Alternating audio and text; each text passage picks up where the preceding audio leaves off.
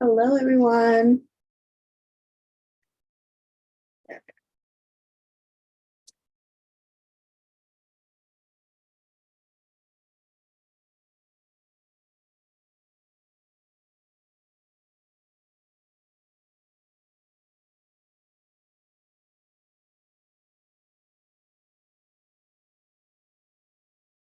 Hello, everyone. How are you? Just getting started.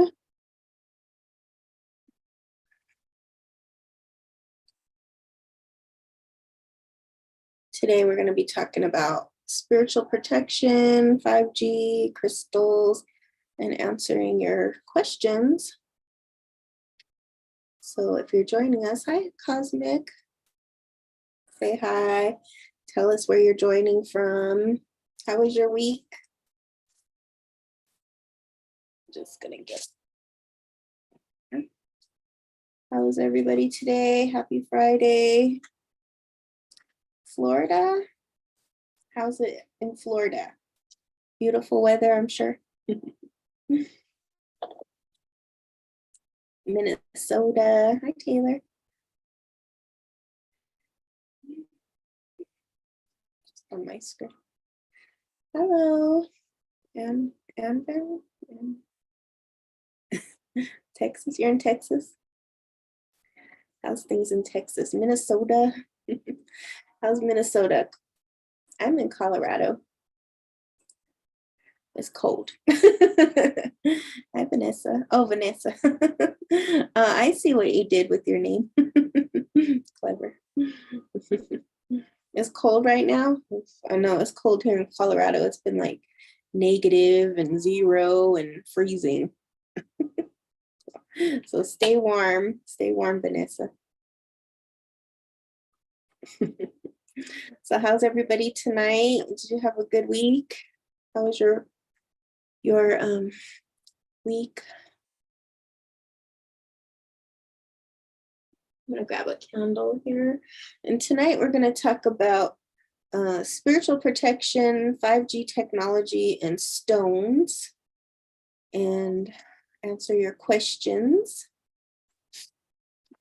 We kind of got started earlier in the week. I think Monday we started talking about it. And so I said, oh, okay, let's talk about that.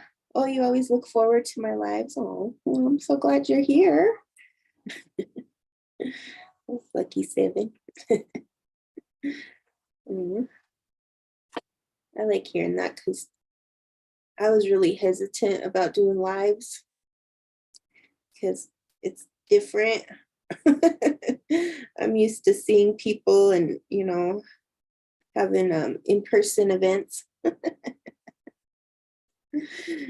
I'm getting used to it. It's like a one-way conversation. Do you recommend a constant light on the ancestor altar? No, you don't have to have a constant light on there. Sometimes I will use those like battery operated lights, the flicker lights or stuff like that. If I don't want to use a candle, because sometimes the candle can make you a little nervous, especially I have cats. So I don't always like to burn candles unless I'm watching them. But sometimes if I want to just, have a little light on my altar, then I'll just put one of those like flameless candles. But you don't have to always have a light on there. But sometimes it's nice. Just depends on what you're feeling. Hi, Nicole. How are you tonight? I'm going to light our candle here. And today I'm going to use a black candle because we're talking about spiritual protection. We're going to talk about 5G technology and crystals and why they're important and what we can do to protect our energy fields against the microwave waves. And see, we're all on this technology. So we're all part of it. We're all part of this technology wave. And in Sedona, when I first moved there, they were just having the smart meters come in. And that was kind of what awoken me to this whole thing that's happening with technology and where the direction we're going with it. It's because there was a lot of scientists and a lot of people who were really against the smart meters. And so it got me to like, get into these conversations and think about, well, what's the problem with this technology? What's it going to do to our bodies and our minds and everything? And what can we do to protect ourselves? Because it's a spiritual thing. And so I wanted to just talk about that tonight. And then, we could talk about it all together. And you could share your experiences of, how this technology is affecting you, what you're doing, that kind of stuff. So good. You got some time off? Oh, good. Nicole, I'm glad you got some time off. Yeah, you need some healing time. Good. Stay warm. Over here in Colorado, we're going through a cold wave. And I think a lot of people are going through a cold wave. So I'm going to light our candle and then we're going to start. But also, as I'm lighting the candle, smart watches, yeah, all that stuff. Anything smart. I miss my dumb watch because,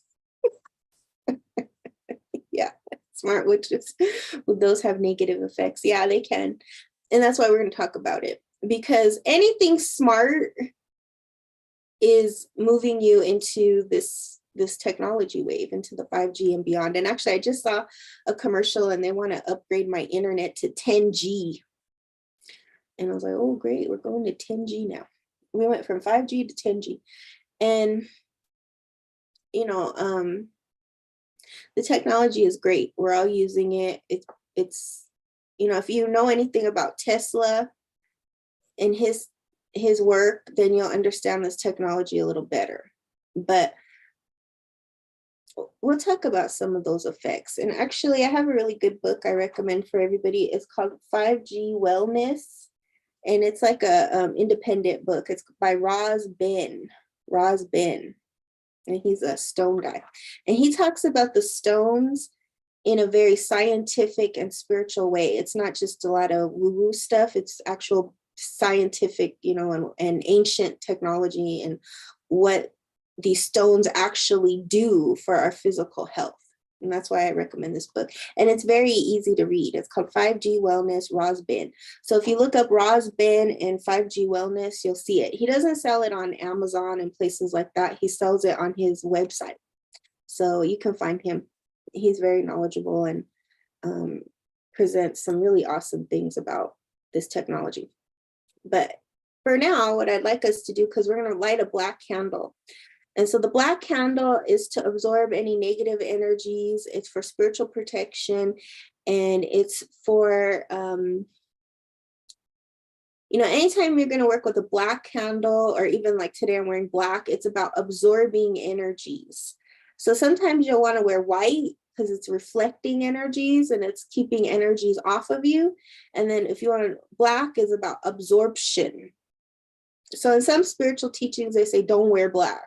Then others say do wear black. But what I always say about black is it absorbs energy. It absorbs energy. So like if, going to a funeral and wearing black is actually the wrong color. That's why in ancient times they wore white. But now in modern times we wear black. But actually, like if you think about it, you're absorbing like death energy, grief energy. So that's why in the ancient times they were white. And they used to depict the spirit world as white. But today we're going to work with black candle. It's to absorb any negative energy. So what I invite you to do as I'm lighting the black candle is I want you to throw your negative energies into the black candle. So anything you did this week that was frustrating, caused you anger and frustration, sadness, your difficult relationships, whatever is negative in your life, you're going to throw it into the candle. You're going to say, as I light the candle, it's going to take all that negativity from your life. Confusion, doubt, jealousy, bad partnerships, money problems, whatever, health problems, we're going to throw it into the flame. Okay. And that's what we're going to do. So I want you to take a moment, take a nice deep breath in and out, and focus on what it is you're going to throw into this candle. Okay. We're going to do an ancient ritual. throwing it. Throw it away. Okay. All right, so here we go. Ready? Gonna just throw it away. And as I do that, my dog starts barking crazy. She's throwing it away. Okay.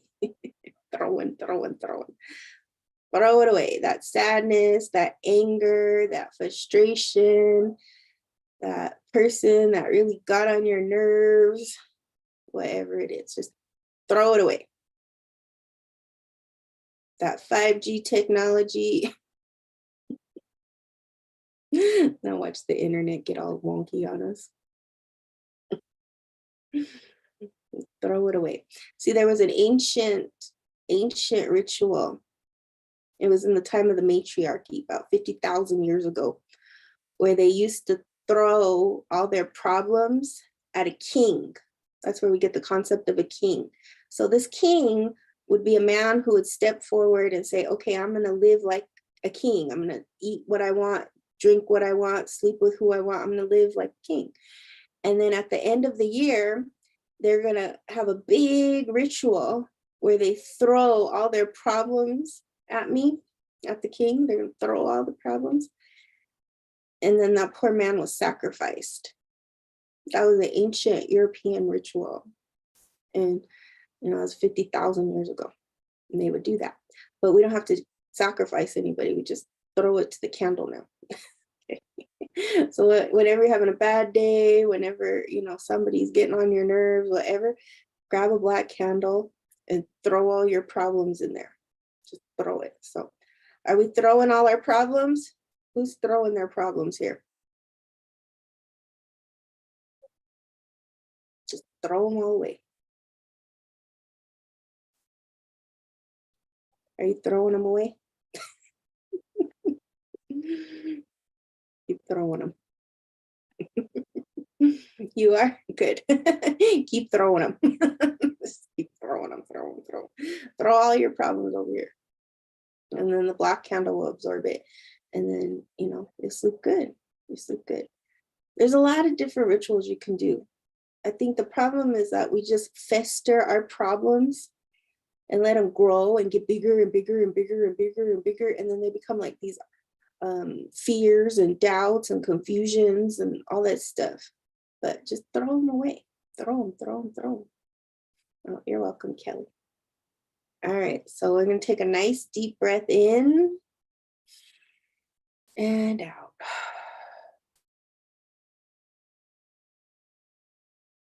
The end of the week, end of the day.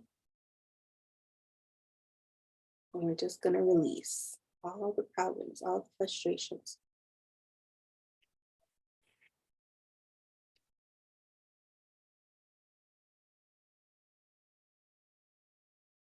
And just getting into a calm and centered place, breathing and relaxing, throwing all our problems away. Yeah. Just throwing them away. Because, you know, if you're here and you chose to come to the earth at this time, you have to be a warrior. Because only crazy people would come at this time. Only a warrior spirit would come. Because it's not easy. It's not an easy time to come to planet Earth. And what I always say about people who come at this time is we're team transition. We've been here before during these times of chaos and, you know, turmoil. And we know how to navigate through these waters. So if you ever doubt yourself, remember that you're a warrior. You came at a time when it's not easy, and you came here to be on the transition team to make things better. I did a black candle and had a really decent day today. Finally, things started to release. Yeah, that's the power of a candle. Candle is, like we talked about, igniting the light within yourself And then when you understand the colors of the candles, you can understand how and when to work with them, and and your intuition will help. It's funny you chose black as well. The Twilight Zone, yeah. Well, the Twilight Zone is the fifth dimension. There's another doo doo doo doo. I know one time Spirit was telling me, you need to go watch the Twilight Zone. And I remember watching the Twilight Zone when I was a child. And the first episode, the song, the doo doo doo doo doo, it said, this is the fifth dimension. And I was like, wow, the fifth dimension is wacky. All my friends in Sedona always talk about how great the fifth dimension is and this and that. I was like, have you seen the Twilight Zone? Because the fifth dimension is wacky. Oh, I love Doctor Who. It's like there's a certain generation that was really kind of team transition. Was that Gen X and millennial? It's like that real team when we first started coming in. And now we're here. We're like doo doo doo. All right, so have we thrown all our problems and our troubles and do you see how the light is kind of cascading? It's got this real shadow to it, kind of. Yeah. Was it Doctor Who? Wasn't there also a Doctor Strange or something like that? Anyways. All right, so has everybody thrown their problems and their frustrations into the candle? I'm feeling it. I'm feeling a lot of anxiety over here. So throw it all into this candle. And we'll do a clearing. All right, so I think we've thrown it away. And we'll do some clearing energies.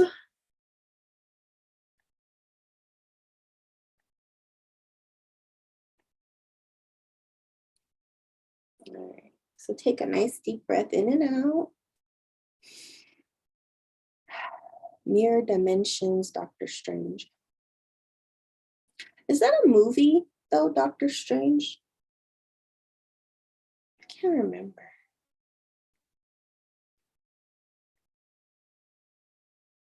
Okay. So we're gonna clear the energies. And just take a moment and breathe in and out and feel the smoke coming into your vibration and your aura and cleansing all the energies. Yes, yeah. I have to watch it. I don't think I've actually seen it. Oh, there's 2 movies, yeah. It's like about time travel or something. I know it's been on my list to watch. All right. All right, so how do we feel? We feel much better, more calm, more centered. Throw all of it away. All right. So today I was going to open the conversation to the technology and 5G and how to spiritually protect ourselves, what we can do. Because you know how there's a lot of talk about vibration and energy and frequency. Like those are all the buzzwords, catchwords. And a lot of people talk about 5G technology, and there's a lot of stuff that is out there about it. Oh, good. You're much better. You're welcome. Calmer. Good. Good. So we can talk about things in a calm, centered, good way. And it's not to scare you like, oh no, the technology is terrible and don't use it. And I have friends who are like that. Like they don't let me go into their house with my cell phone, and I'm like, okay, but I respect that. That's cool. But this is part of our everyday reality now, right? Our everyday reality is this technology. And so I think just like with spirits, just like with people, just like with everything, we have to have boundaries with it and know when and how to use it and how to not allow us to be sucked into it or affected by those energy waves. Hi, Michelle. You're right on time. No worries. Do you have a list? I need a reading. I'm a medium in need of a psychic. Do I have a list? I'm not sure what you mean by a list. Oh, this is a teaching group tonight. Yeah. Oh, yeah. Oh, I'm not doing medium readings tonight. Sorry. But if you want to book a reading, I have a website and everything. You could book a reading. I'm going to do readings on Monday. So you could join in on Monday and I'll do the mini readings for $25. Tonight, we're just talking about 5G technology and spiritual Q&A. I'm a new can. I pay for reading. Oh, psychic, not medium. Huh? Okay. Oh, you want to pay for reading? You got to join Monday. Monday, I'm going to do spirit readings and I could do a medium reading for you. Or you can book a reading through my website. Okay. So we're talking about 5G technology, spiritual protection, and how to use stones and crystals to improve your energy fields. That's what we're talking about tonight. Oh, you need an urgent reading. Yeah, I'm not doing readings right now though. So I'm sorry. But you can always book a reading through my website. Okay. Yeah. I'm sorry. Yeah. I don't do readings every night. I do readings every day through my website and do, people who book, but I only do special times for readings because today we're talking about something different. I'm sorry. Okay, everybody. So let's open the conversation with, what do we know about 5G technology? What have you heard? What are your experiences? Let's just start with getting to know where you are with the technology. What do you think is going on?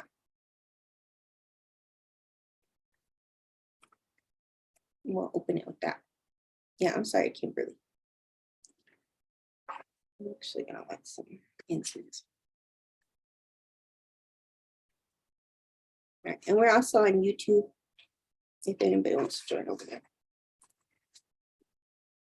Dr. Emoto says it damages the crystals in water.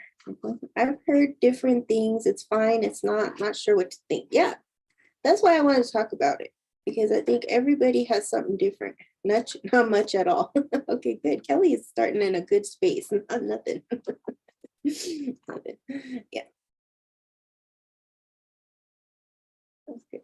I like some incense.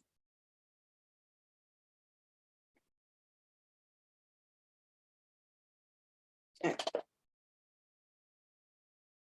All right. Okay, what else do we know? So Dr. Emoto says it damages the crystals in water. And actually, if you go to his book, Messages of Water, you will see what TV does. I don't know if he did one on the 5G. I'll have to look. But he did one on what the energy of TV does, and it distorts the energy field. It distorts the frequency. It looks like the crystals are not clear, they're distorted. And depending on what you're watching, they get more and more distorted, right? It affects our frequency. They pull the energy from spirit and makes internet faster. Yes. Well, it's working on, okay, so you think 5G, 5D. It's like working on a spiritual frequency, right? You work with a big TV. Well, we all do. I have like 1, 2, 3, 4, 5, 7 devices just in this room alone, right? That's why I'm talking about this today, because I think it's something that spirit's like, let's talk about it, but not in a scary, like, oh my God, we're, being fried to death, but just talk about it and say, oh, okay, what's our experiences with it and what can we do to, mitigate the waves, as I say, to not allow those waves to suck us in, because I think we're going to see a lot of people getting sucked in by this technology too. It's almost, it has a spirit of its own. Have you ever noticed you're on TikTok and it steals like 20 hours of your day? I've heard a lot of something with the frequency. So great. I would put TV at work is 1,000 feet long. That's okay. It doesn't matter how big it is.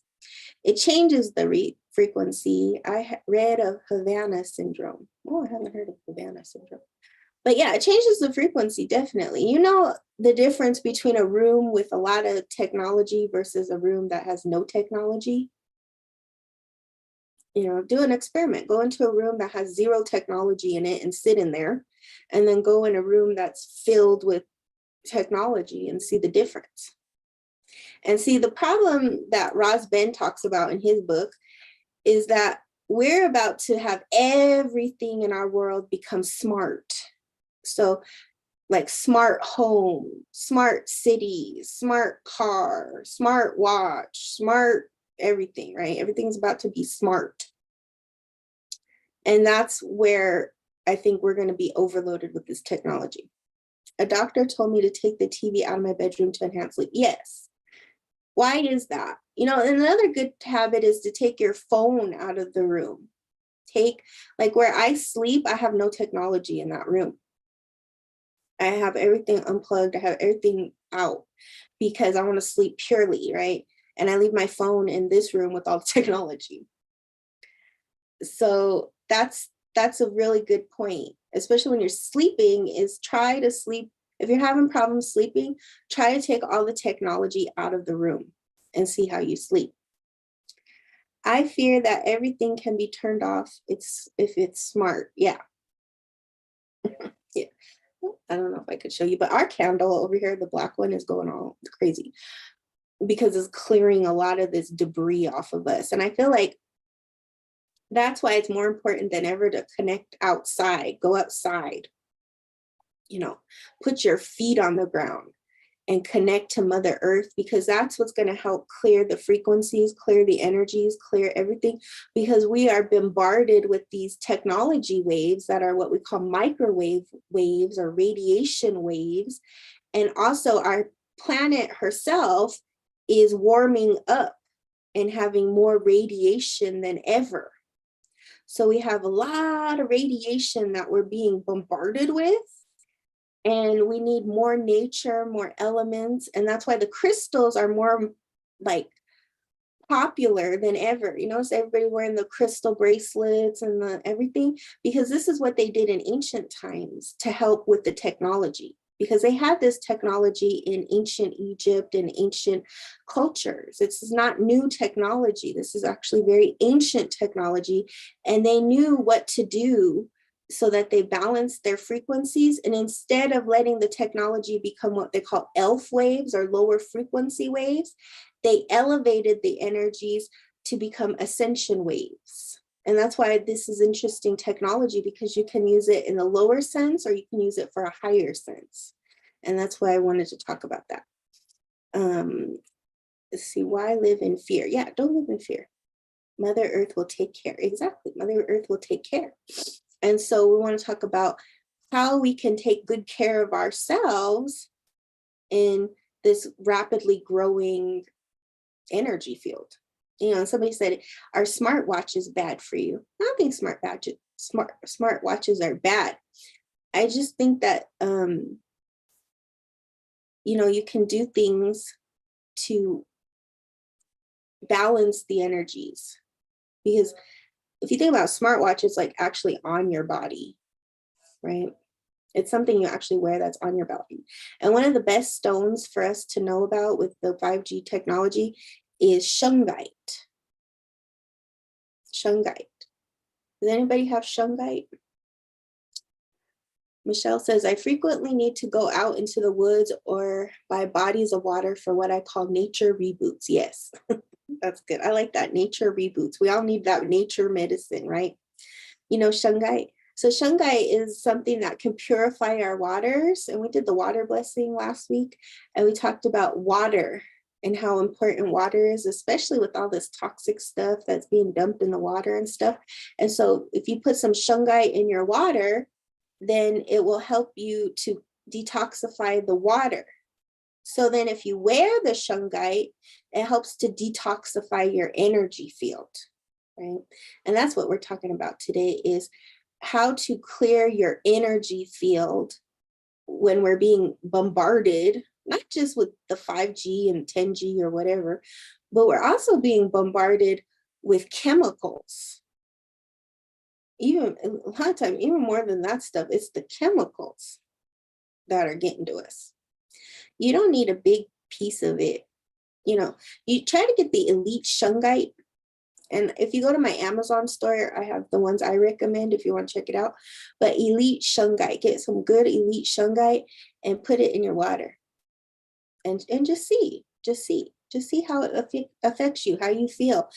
You know, what does it do to the taste of the water?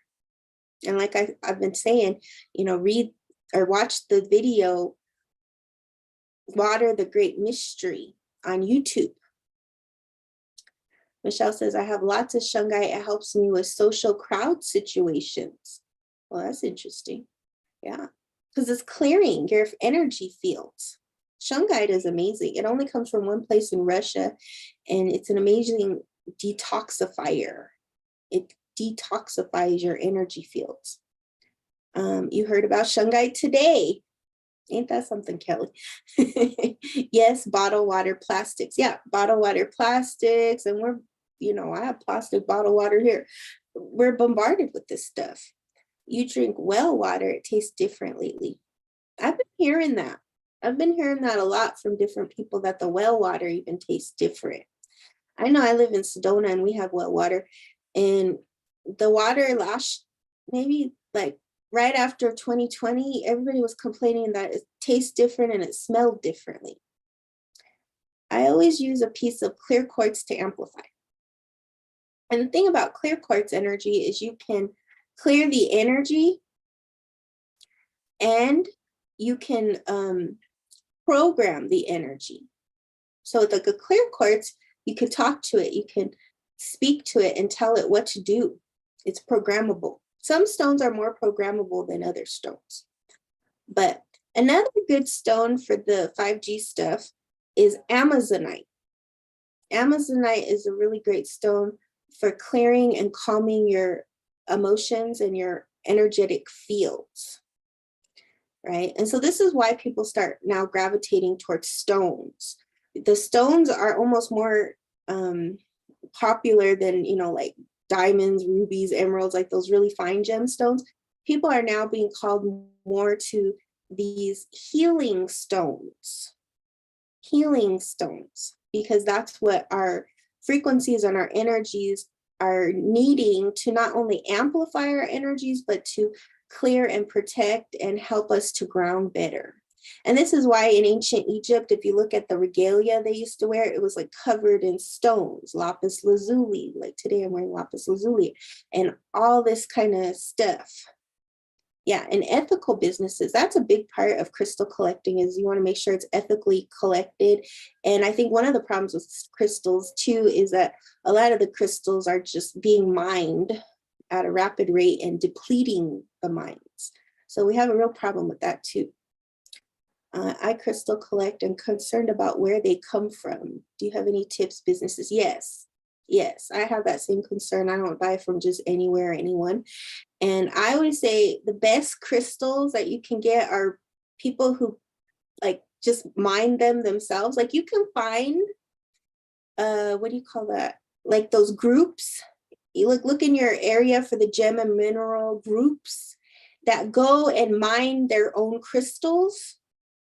You know, like obviously shungite you can't mine, but there are places that you can look up that are ethically resourced and stuff like that, that have good business practices. But if you can, you know, join a local gem and mineral group, and they will tell you where to go mine your own crystals or stuff like that. Like the selenite I always get is from a friend who owns a mine in New Mexico, and they're healers. And so their selenite is just out of this world. And I know that it's an ethical business and that they're doing it in the respectful, right ways, you know, because we also don't want to just keep depleting the earth of these ancient minerals and stuff. So that's a good point. It's like the herbs too, like sage and all that stuff. That's, you know, what's happening now is consumerism. I was getting that too. We are taking too much from the earth because it got popular. Yeah, because it got popular, because it's like a double-edged sword with all this stuff. Because it's popular because it's needed. But then because it's popular and needed, we're not doing it in the right ways too. Because people just say, oh, well, I could make a bunch of money off this sage. Let me just go, tear down a whole forest or something, It's the greed part that gets problematic. And that's why you always want to like pray and ask for the right stones to show up, and the right herbs and things like that to show up, so that you can get with the medicine you need, but not know that you're doing it in the right ways. And I think that's always the double-edged sword, right? But it's like following your intuition and listening and not being greedy with it. Because I think with crystals too, people get very greedy with them. Oh, that's pretty. Oh, that's pretty. Oh, and then just start grabbing stuff. And it's like, why am I doing this? What is the purpose of this stone? What is the purpose of this? Why do I need this? Right? And you will know. You will know. I live near one and I'm excited to go. Oh, good. You live near mine? Kill a tree, plant a tree. Yeah, kill a tree, plant a tree. Honestly, I used to think I need it all, but now I don't wear anything. Yeah, exactly. My spirit guides do all. Yeah, exactly. Exactly. You don't need any of it. And for some people, they need it. And that's why we talk about it. Because I had a spiritual mentor who's a grandmother, and I was never into all this stuff, like crystals and all that stuff, just the basics. And she was like telling me, because I had this crystal skull and I was trying to sell it for years and years and nobody wanted it. And I was like, I don't know how I got stuck with this crystal skull. And she told me, well, that's your crystal skull. You're supposed to work with it. You're a skull carrier. And I was like, oh, what? And so we did ceremony, and then I learned about the skulls, and then the skulls started coming to me more and more. And what she told me that always stuck with me was that people need physical reminders of spirit until they're just in spirit. But she said people always need physical things because we're in a physical body. And that's why people are drawn to the stones and all the stuff, all the spiritual stuff. It becomes a problem when it becomes spiritual consumerism, but we're drawn to it because it's a physical representation of spirit. And so it kind of changed my mind about a lot of this stuff. And I like jewelry and stuff too. I make it, so it becomes like, part of who you are. I still have my first quartz and quartz cluster, 30 years. Oh, that's awesome. Yes. That makes so much sense. Yeah, it does, doesn't it? Because we're in a physical body, we need physical things. And, until you become like an ascetic, and then it's just spirit. But there's a process to it, right? Even like my Tibetan monk friends, they always have a bunch of stuff. They have like their malas and this and that. When they come around, they sell all this stuff. And they know that. They know it. They know why. Spirits are my only family. I trust and go to them. Yeah, that's good. Hello, Z. See, I still don't understand that, where one computer says one name and the other says another one. So Isaac Block. Honey is an issue too. Plant tree, plant flowers, no harmful. I know the pesticides are terrible. It's terrible. Honey, I know. See, the bees are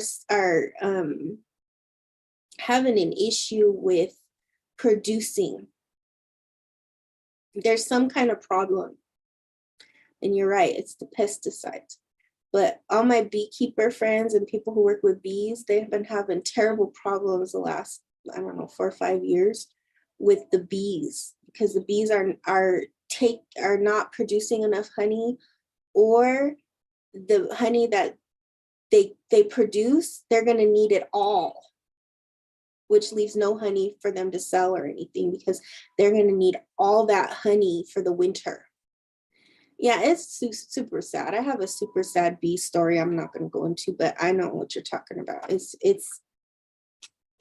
sad because people, we have to start spreading awareness and knowledge about this stuff. And I think it's the same thing with this technology and what we can do to spread awareness to our friends, our families, and other people, because it's just about awareness and education and having a solution. Because I see a lot of people talking about the problem, and as we can see, we know the problems, but what are the solutions to these problems? So like with bee stuff, it's like plant flowers, plant things for the bees, create a garden, create a space for the bees. Like my mom, she has, I don't know, 50 something rose bushes, and all summer long is bee heaven, right? So many bees around here, my neighbors complained actually. And I was like, I don't care, plant more over there. Keep your dandelions a little longer. Don't be in a hurry to, take them out, because that's the bees' first medicine. That's their first food, right? Talk to the bees.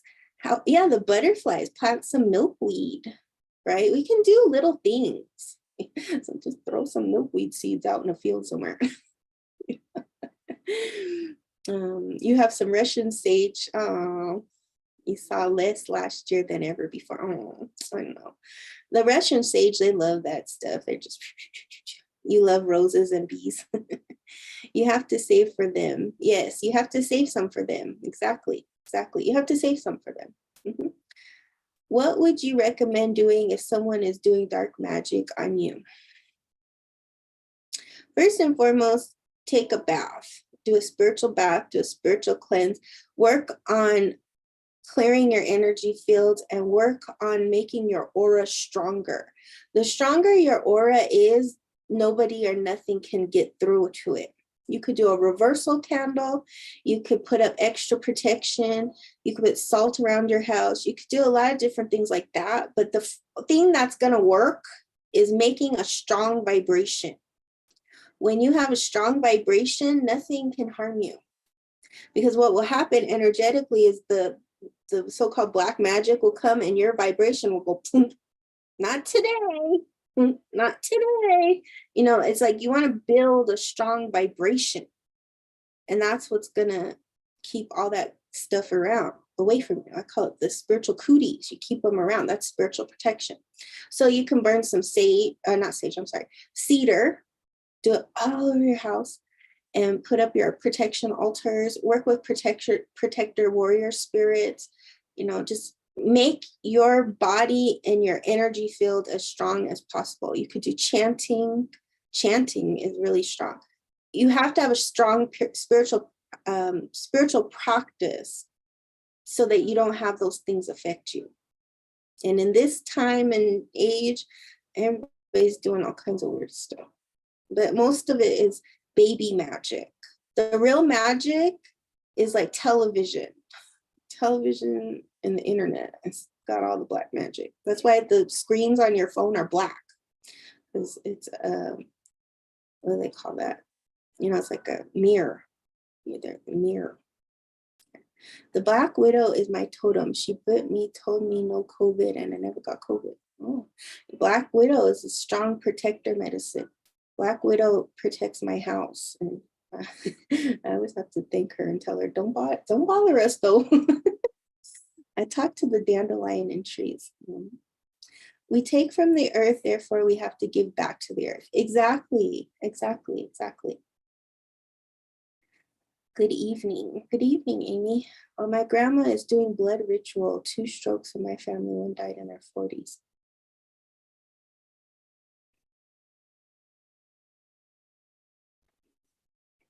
Yeah.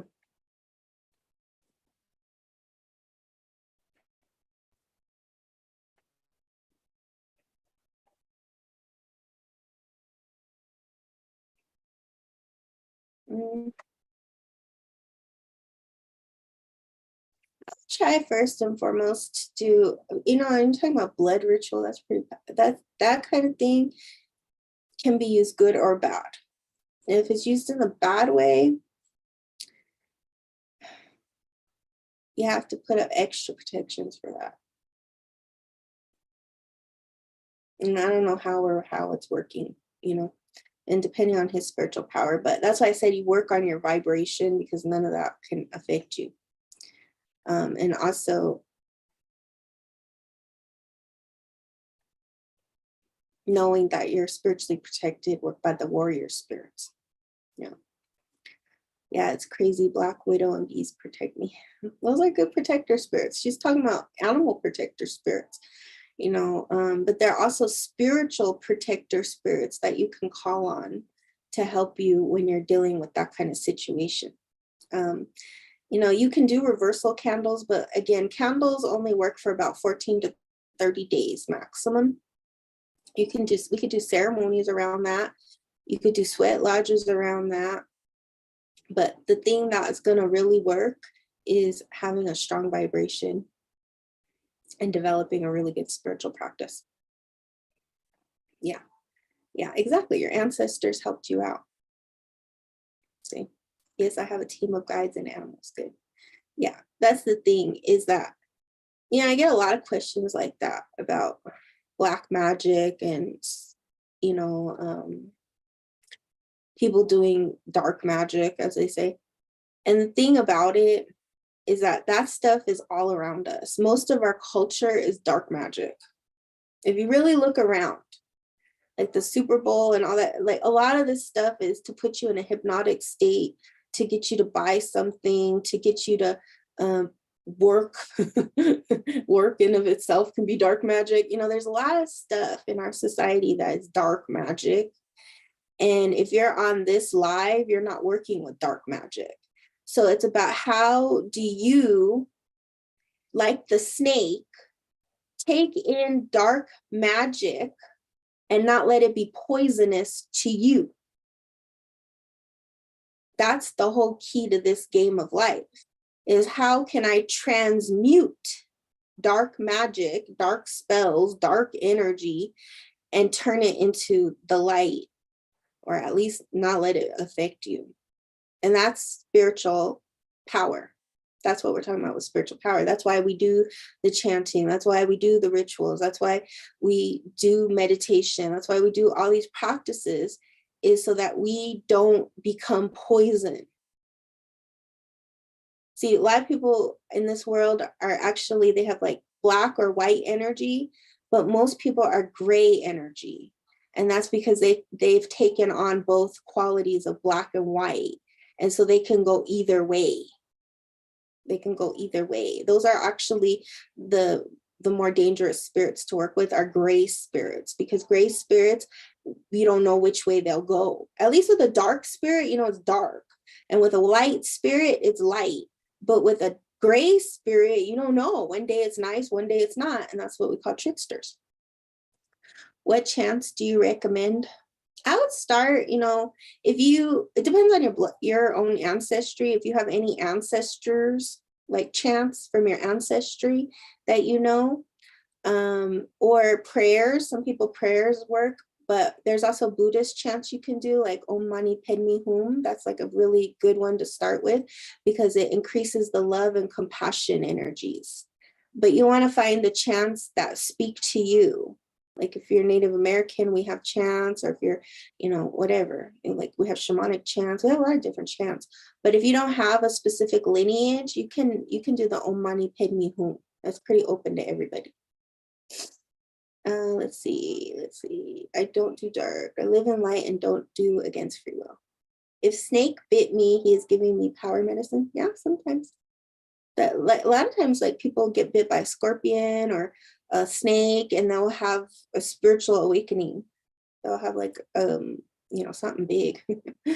It says, never stupid. Oh, such a stupid question.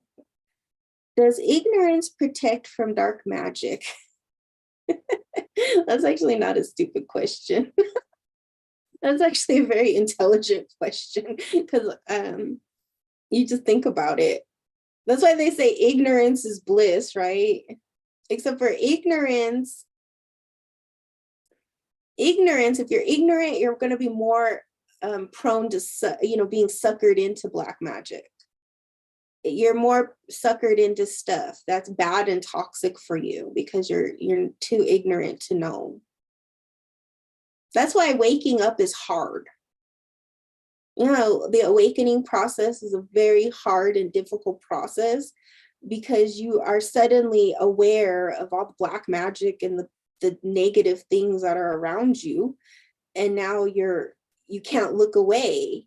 You can't go and do what you usually would do, which is numb out, go watch TV, go, drink, go do drugs, go do whatever.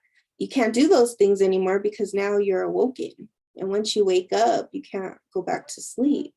You'll try, it just won't work. Yeah, trust in your guide, just ask to protect you. I have met a gray witch before. Now I get it. I was like, what is that? Exactly. You know how those gray aliens, all that stuff is gray. Look for grays. You'll know what I'm talking about. Animals love me and protect me and heal them. Ain't that the truth? Yep. Disconnects you from old connections too. Yeah, exactly. When you wake up out of ignorance and then all of a sudden you look around and you're like, oh my God, everybody I'm hanging out with doesn't get it. I don't get it. No. Oh, thank you, medium. Yeah. That's the thing. See, it's like real knows real and fake knows fake. That's why it's hard.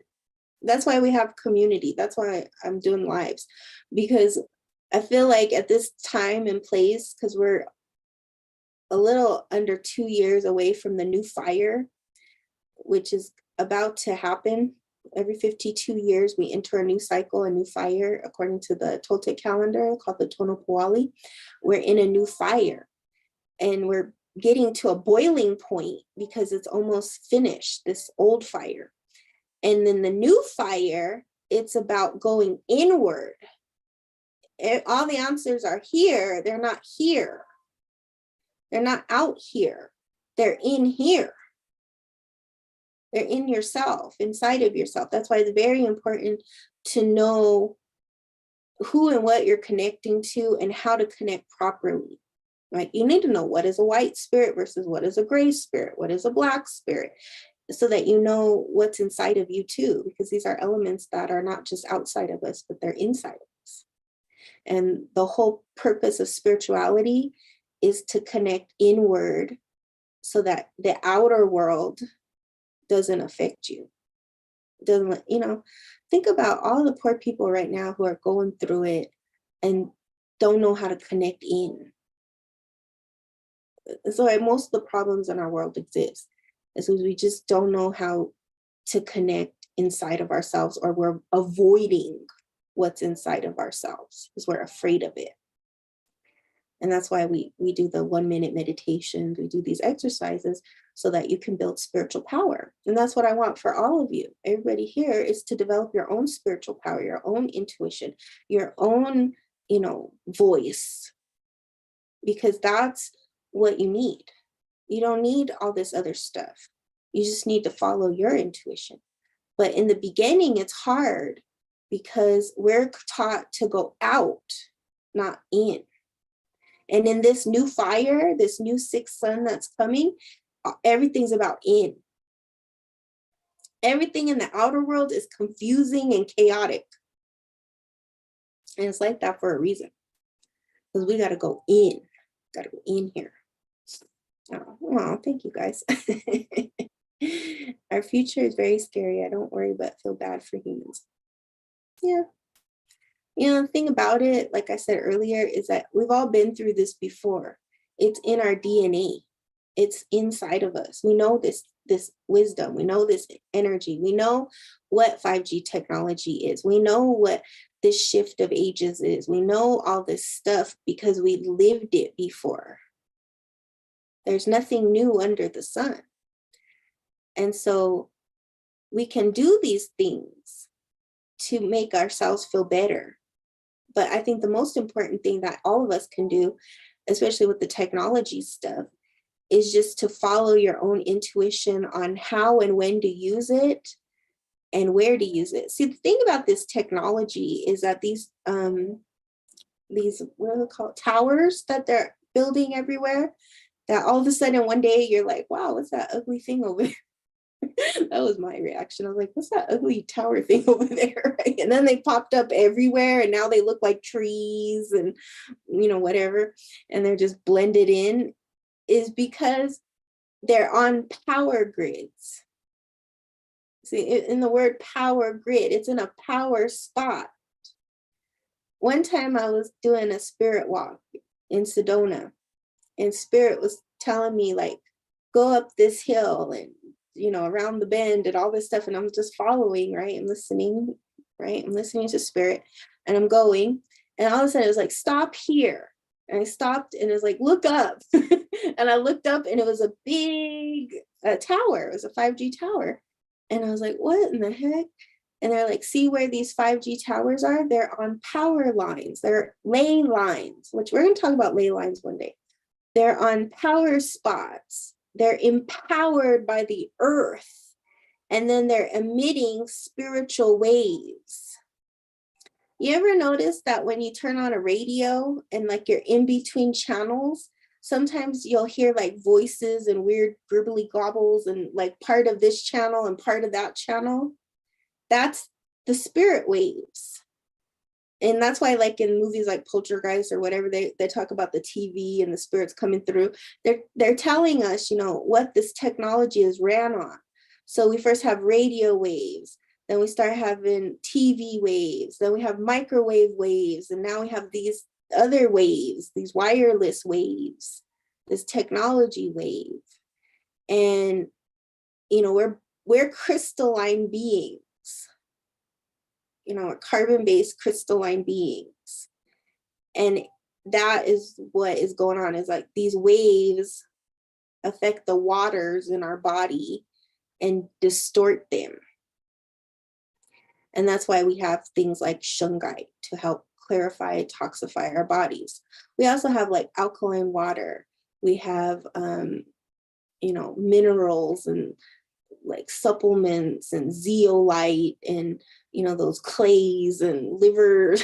We have all these different things that you can do.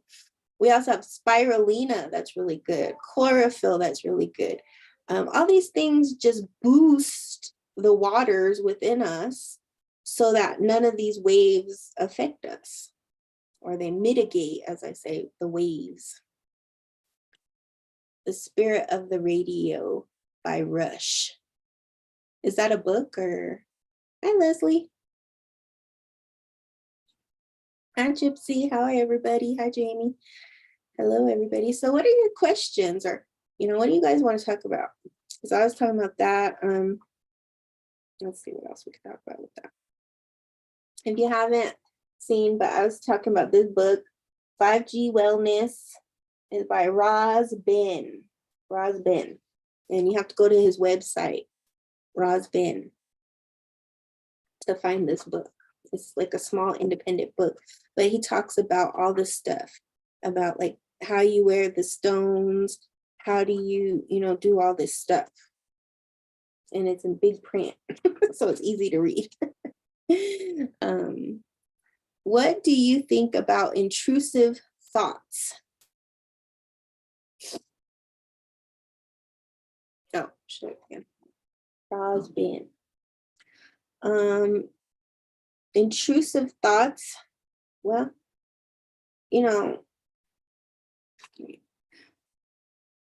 I think I have to know a little bit more about what you mean by that.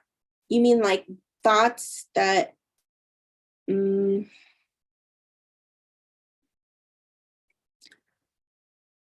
I think I need to know more about what you mean by that. Give me an example, or, something else. Intrusive thoughts, because intrusive thoughts could be anything. Like, you're thinking of something and then you have like a negative thought. Maybe like you have a positive thought and then like a negative thought come in. Is that what you're talking about? Oh, it's a song from the 70s, The Spirit of the Radio. Ooh, I have to listen to that. I don't know that song. That sounds exactly like what we're talking about, Leslie. It's the Spirit of Radio. Yeah, but intrusive thoughts, they can also be a form of self-destruction. And see, thinking in Buddhism, maybe. You know, because we did talk about delusional thoughts the other day too. There's a lot of different thoughts that we have. That's why when we talk about Monday, we'll talk about meditation. That's why it's really important to learn meditation, because meditation will help you distinguish the voices in your head. And that's why I always say with readings, and to be really good at readings, is you have to understand yourself. You have to know yourself first, because then you know, oh, okay, that's me and my ego. And that's why we do the shadow work, versus that's spirit. And then also, what kind of spirits are we connected to? Right? And that's the thing. A lot of people don't do that foundational work. And that's why there's a lot of problems in the spiritual fields. It could be random negative ones, but also just constant running thoughts. Yeah, constant running thoughts are different. Constant running thoughts is the monkey mind. And it's the training that we received in our early childhood. It's thoughts of either the past or the future. And it's like a tape recorder that's what meditation helps get rid of. It's obsession. You ever notice how if you go into some of these lives and it's like a tarot reading or something, and they're just constantly asking, is so-and-so gonna call me? Or is so-and-so gonna do this? That's a constant tape recorder of that person. They're just obsessed, right? And we all have that until we break it. We break the monkey mind so that we can enter our spiritual mind. That's the human mind, or what we call ego. Yeah. I've been on social media more than normal, and it's making my anxiety worse. Yeah, I know. I was talking about that the other day. That's why you need to get off social media and go hug a tree. Spend time with Mother Nature. Get out and get some good ions. Take a spiritual bath. This social media stuff is making everybody nuts. Aren't you? Hi, Pinky.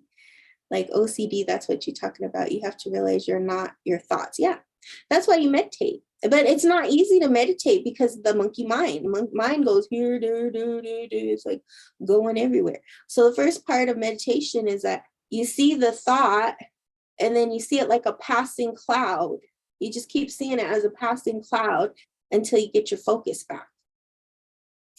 Don't identify with the intrusive thoughts. But in the beginning, it's like you got to break it.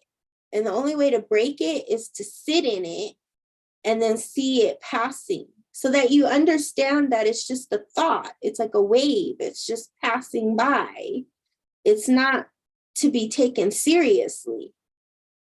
The monkey mind gets people into all kinds of problems. If we followed our monkey mind, oh, greed, oh, this, oh, God, so's calling, that's the monkey mind.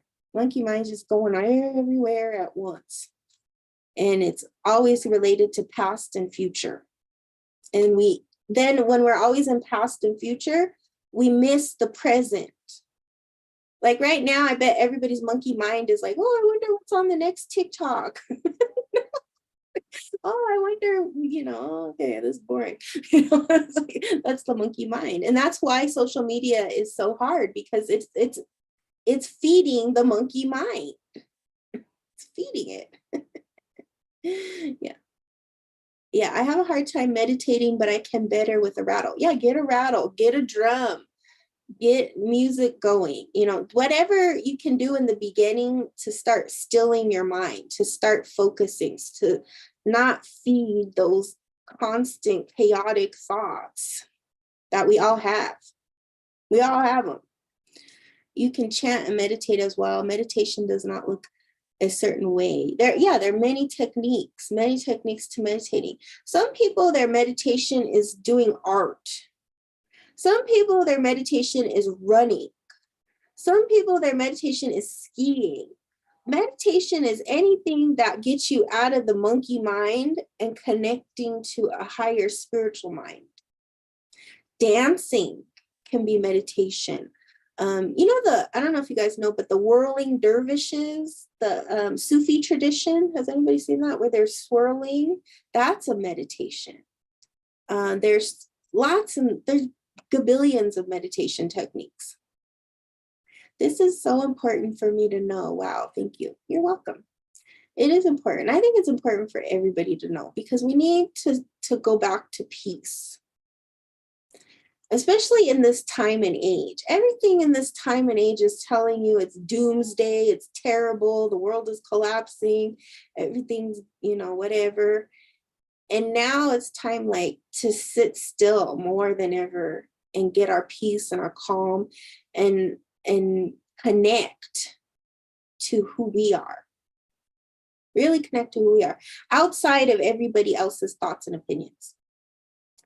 Sports, yeah, sports, you go into a zone for sure. That's why everybody has something different. And what you have is going to be different from somebody else. Doesn't make yours better or less or anything. It's just you got to find what recipe works for you. Because it's you, right? Nobody can walk your walk but you. Nobody but you. Social media is like a drug that I'm addicted to lately. I know. It is. That's what it's there for, because I don't know if you've seen that Netflix movie. Has anybody seen that Netflix movie about the social media? About how social media is like feeding your dopamine in your brain, and it's like it's a drug. It's literally a drug, and that we can't get enough of it. It's like, ooh, and there's certain channels that produce that drug more than others. Yeah, but I would have never thought that dance could be meditating or painting. Yeah, you're welcome. Exactly. Dancing, meditation, they have the calligraphy stuff, painting. Oh my gosh. Anything that just drops you into that zone, drops you. Yeah, when you're clean, you meditate. Oh, that's awesome. You can come clean my house. No, I'm just kidding. I have a friend like that. She loves to clean. She was like, we were roommates for a while. She was my perfect roommate because she was always cleaning and loving it. She was like, clean. I'm like, yay, clean it all. That's really good. If cleaning is your meditation, that's good.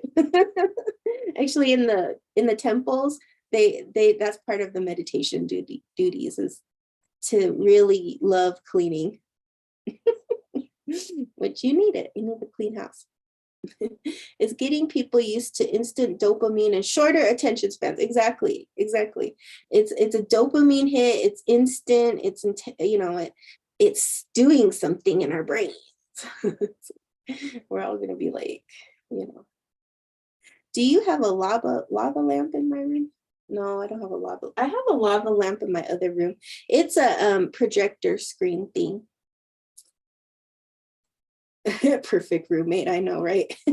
Some organizing and cleaning, yeah. Actually, what we say in our indigenous ways is that, or when you're cleaning and organizing, if you have depression, you need to go clean and organize. You need to go clean your house. You need to start moving, because a lot of times depression and not cleaning your house and stuff, they go hand in hand. So it's one of the remedies to depression is cleaning. Yeah. Painting is your release. Yeah. See, everybody has something different. Wow, crazy. I do clean. Couponing is my meditate. Oh, you're saving money. Couponing. That's awesome. I find that every time I clean my toilets, money comes. Well, there you go. Actually, you know what I do? For cleaning toilets or your floors, do a money wash. We'll talk about that one day, but there's a special cleanser for money, and you do money. So that actually goes hand in hand to what she's saying here. I have a problem with making conversations up in my mind for issues that haven't happened. Yeah, is that like worry or anxiety? It does work. Do you identify with astrology signs? Yeah, I do astrology. I look at astrology. I'm interested in astrology. Astrology was my first study that opened me up to spiritual concepts. And so I do believe in astrology. And there are different types of astrology. There's Western astrology, there's Indian astrology, there's a lot of different astrologies. And what's happening above us, planetary wise, has a direct influence on our life, or what we call destiny. So yes, I do believe in that too. I recently have been more drawn to Toltec astrology and the astrology of the ancients, where they would do astrology based on the day you were born. And, you know, it's similar to Western astrology, but it's more fine-tuned into what your life purpose and destiny is versus like, and what path you're meant to take. And I think probably Western astrology has that too. Money wash, money wash, money wash, don't get it. I see colorful lights on your wall above the picture with the lady and the hat. Yeah, that's the, oh yeah. And you probably will see it more on YouTube, but yeah, that's a projector. I thought I was the only one that did that. The money wash, or what are we talking about? Sorry. Farmer's Almanac is my first astrology exposure. Oh my gosh, I thought I was only. Yeah, Farmer's Almanac. Yeah, see, isn't that interesting? The farmers knew that depending on when and how you plant, the plant turns out differently. Pretty, you know, we're all connected to the stars. You know, there's a lot of tribes that were from the stars. You know, some tribes say they came from the earth, from the, you know, underworlds, and then other tribes say they came from the stars, specifically like Pleiades. So a lot of teachings around that. So there's something to those stars. And every ancient science talks about the stars and the mathematics of the stars and how that affects your earth walk. So there's a lot more to that stuff. I think it's more than just what your sun sign is though, right? And like one time we talked about on this live, the numerology too. Numerology has a big deal to do with our life and our life plan and our purpose and our destiny. And the thing about it is that when you're on a path of self-development, self-transformation, which all of you are, it's important to know those things because it contributes to the knowing thyself. You know, why am I here? I think that's the bigger, braver question that everybody who's on a spiritual walk is really asking is, why am I here? What's the purpose? What's the point? What am I doing here? Right? SongBirdGrandMother, what is your thoughts on star seeds? Star seeds is what I'm talking about with the native stuff. Because natives talk about star seeds, but they don't call it star seeds. Talk about it that we're from another planet. That certain people, certain tribes were seeded on this planet from other planets. That's what it is. It's that we're from the stars. And you meet people like that who don't identify with this place, are like so disconnected, who, you know, are very interested in UFOs and all that stuff, is because they're from those lineages that come from the stars. And they come here to experience life on Earth. My purpose, I don't know. I'm so stuck. Yeah. You know, that's the thing about your purpose, is that your purpose is to be here. You know, I think that's the thing. We think our purpose is supposed to be something. And a lot of times when I do readings for people, it's like your purpose is to be a mother or a lover or, you know, a nurturer, or your vibration is needed here. I think one of the things I learned in ceremony that really helped me with that, because I felt like that for a long time, was like, you know, it's that trigger response. It's the trauma that I have to be doing something. I have to know, so, you know, like I'm not doing enough. It's like, you know, that anxiety and worry is always caused by that. And when I started doing my ceremony trainings, one of the things that grandmother showed me was that your purpose is just to be here. That's the whole purpose of you being here, is because your vibration, your energy, your light is needed here. Your breath is a gift and it's needed here. And beyond that, it's just whatever you choose. It's whatever your life destiny brings to you. but that's the purpose of every human, is that your energy is needed here, because you don't know who you're going to meet. You don't know what how you're going to change lives. We don't know, because most of the time people don't share that stuff with us. I think that's where the idea of aliens comes from. I'm home. I love this planet, don't like the world. This planet is amazing. In our indigenous teachings, they say there's no better place to be. It's a lottery to be on this planet. It's a lottery. It's something so precious, so hard to get into. The school of earth is a hard school to get into. It's a master's class. It's not for the weak. All your spirit guides are probably sitting there saying, glad I'm not there. Used to wake up at 4:44 all the time, and on my clock it looked like pitchforks. Oh my goodness. Did you have one of those digital clocks? 4:44 is actually a very sacred time. They say when you wake up between 2 and 5, especially like 2, 3, 4, those are spiritual doorways. It's a spiritual awakening. You think you're from another world? I think a lot of people think that.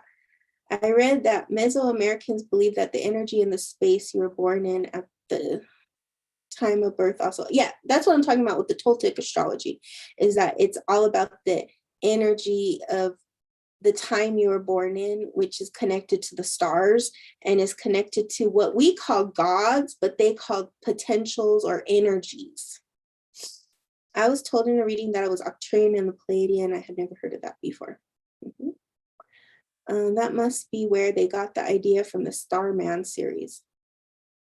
Exactly. I woke up, aliens landed in my backyard in front. My phone took pic while I slept. Wow, that's something. That's something. You're welcome. And the present is when I interact with people best one-on-one. Yeah. Yeah, it's when we're in the present moment, fully in our breath, that we're in our highest vibration. And that's why everything in spirituality always talks about the now, the power of the now. There's that book, the present moment. Buddhism is always about the present. Don't worry about the past. Don't worry about the future. That's why in native teachings, we don't go into past lives and stuff so much, because the teachings are always about the present moment, the beauty of the now. The now is where it's all at. Because when we start looking backwards or forwards, it creates anxiety. It produces a different chemical response in our brain that causes us to worry. And so that's one of the great things I love about my mom, is she's like, why are you thinking about that? Why are you thinking too far ahead? Why are you thinking, she's always like, don't look at the past. And that's sort of like what we're talking about with these ancient cultures. It's like, be in the present, be in the now. Stay here. Don't go far. What is 444? There's a lot of meanings to 4444. Is the number of completion. Is, there's a lot to talk about 444. But what I would say for you, if you're experiencing 444, 333, 111, 123, whatever, is pay attention to when and how these numbers show up, and ask. Because a lot of times these numbers come to us because there's a spirit guide helping us. There's a spirit helper. There's a message. There's a confirmation. Sometimes it's just to bring us peace. You see that number. The number that I always have people say, I don't like that number, is 1111. A lot of people, when they're going through 1111, it's a spiritual awakening. It's a spiritual teardown. It's a spiritual growth, because 11 is the master number of change. And in the Tonopoali and the Toltec traditions, 11 is not a healing number. 11 is a number of transformation and almost like death and rebirth. So you have to pay attention to what these numbers are. But 444 is talking about healing the underworlds. It's talking about healing the shadow world. It's about spiritual protection, angelic light, spirit guides, that kind of stuff. Which tribes are from the stars? There's a lot of tribes from the stars, like Anishinaabe, let me think. I think Ojibwa, Chippewa, there's lots ones, Algonquin. There's a lot of tribes that talk about from the stars. Even in some Hawaiian teachings, they talk about Pleiades. Even Japanese traditions, they talk about Pleiades. The Lakota, there's a lot of tribes, You know, there's like over 500 tribes, and maybe half of them are from the stars. I don't know.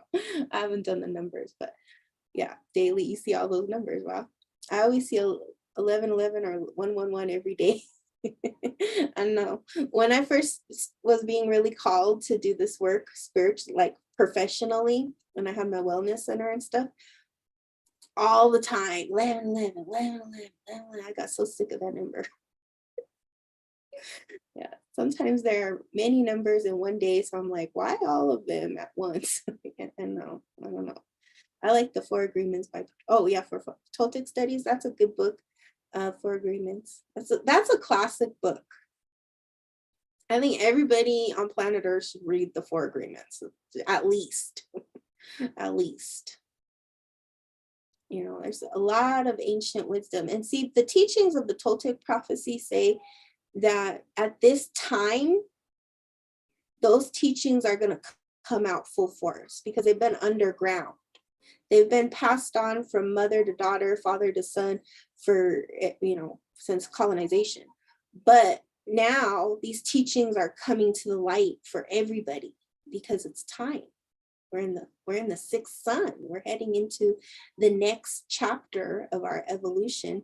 And what's also coming back is woman's power, the matriarch, ancient magic. That's why you see everyone's doing candle stuff and herb stuff and working with manifestation and all that. That's the baby work that's about to grow into what we call the Malinali, or the medicine woman, the medicine of the earth, of the ancient earth that hasn't been here for 50,000 years or more. Do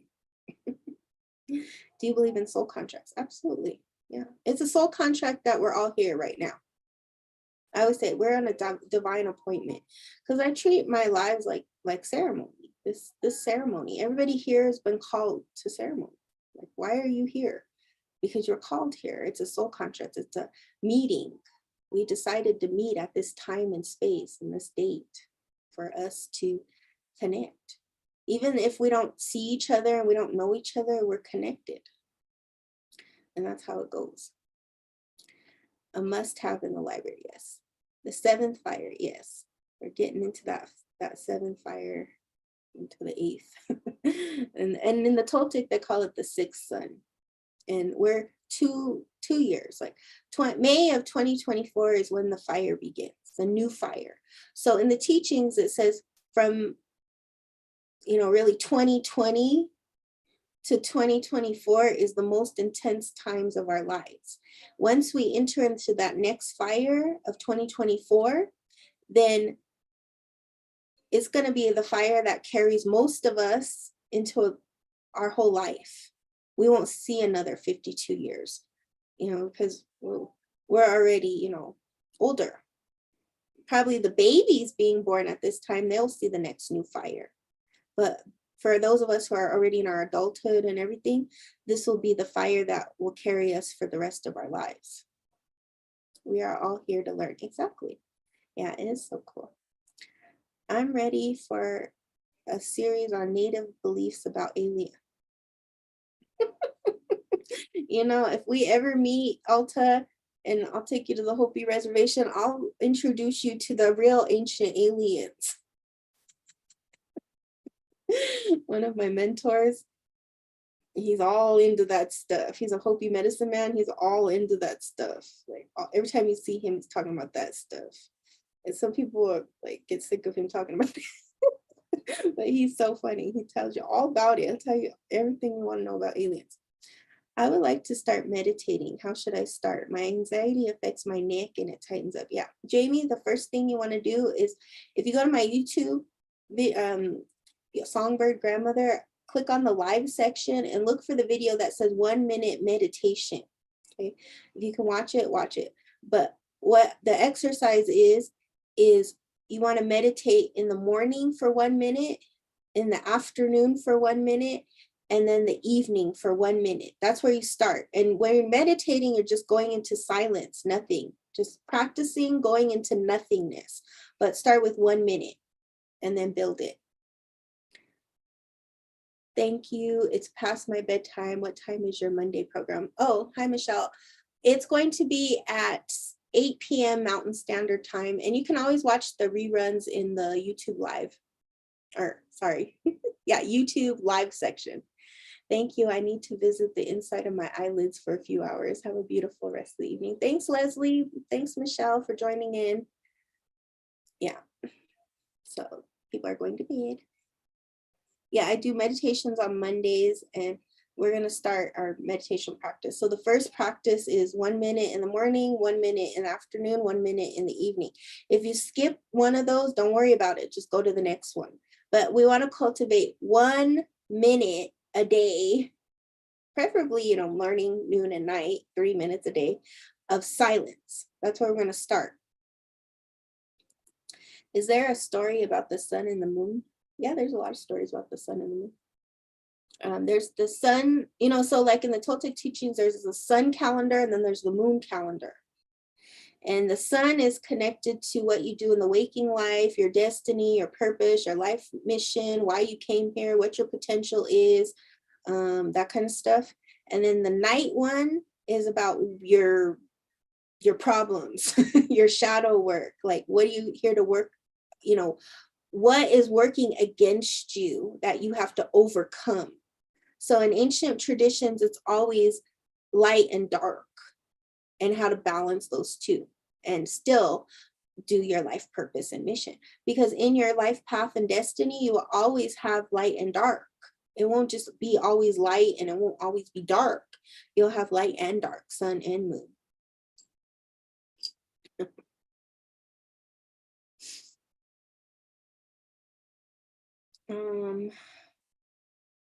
Yeah, I don't know. What books do you guys just recommend? Recommend for what? If you go to my Amazon store, you can see all the spiritual books and see if there's any books. And I also have a Toltec section that you can look at to see if those books resonate with you. It just depends on what you want to do. But the Four Agreements is a good book to start with if you haven't read that. If you're talking about meditation, you could try guided meditations. I have some guided meditations on my YouTube channel. You can start with the minute meditations, join in on Monday meditations. Every Monday I talk about meditation. That is why you pulled the sun card at ceremony, yes. The fact that multiple tribes believe in natives from other is a confirmation that aliens did exist. Oh gosh, yeah. Oh yeah. The star nations, the stars, all that stuff is ancient. That we have ceremonies. There are ceremonies dedicated to connecting to the star beings. It's an ancient thing. It's funny because in this day and age, people say, do they exist? But in Native culture, we're like, of course they exist. There's never a question about that. It's just, you know what I mean? Oh, awesome, medium. Other planets, yeah, we know about other planets. In fact, I have to tell you the story about Curly Mustache one day, about what happened to him and stuff. But yeah, the planets, the star beings, because what we call them is just relations, the star relations. They're like brothers and sisters to us. It's no big thing. They're just there. They help us. And there are a lot to talk about star beings. I think we have to talk about that like on a Zoom or something. I don't know if I'd talk about that on TikTok, but there are a lot to talk about with star beings. People think you're nuts when you start talking about it, but it's ancient wisdom. Do you have any opening for psychic read tomorrow? I need emergency. What's my Saturday? I'm not working tomorrow. Saturday is not a good day. I can't do reading Saturdays because I do other stuff on Saturdays. I do rituals. But if you email me, and then we can see what time I can do for you.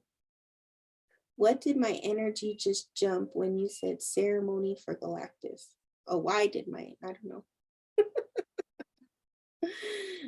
I'll make an appointment. Awesome, Ashley. Are they like spirits or actual beings that existed? They're beings. They still exist. They still exist. So what you want to think of them like is like spirit guides.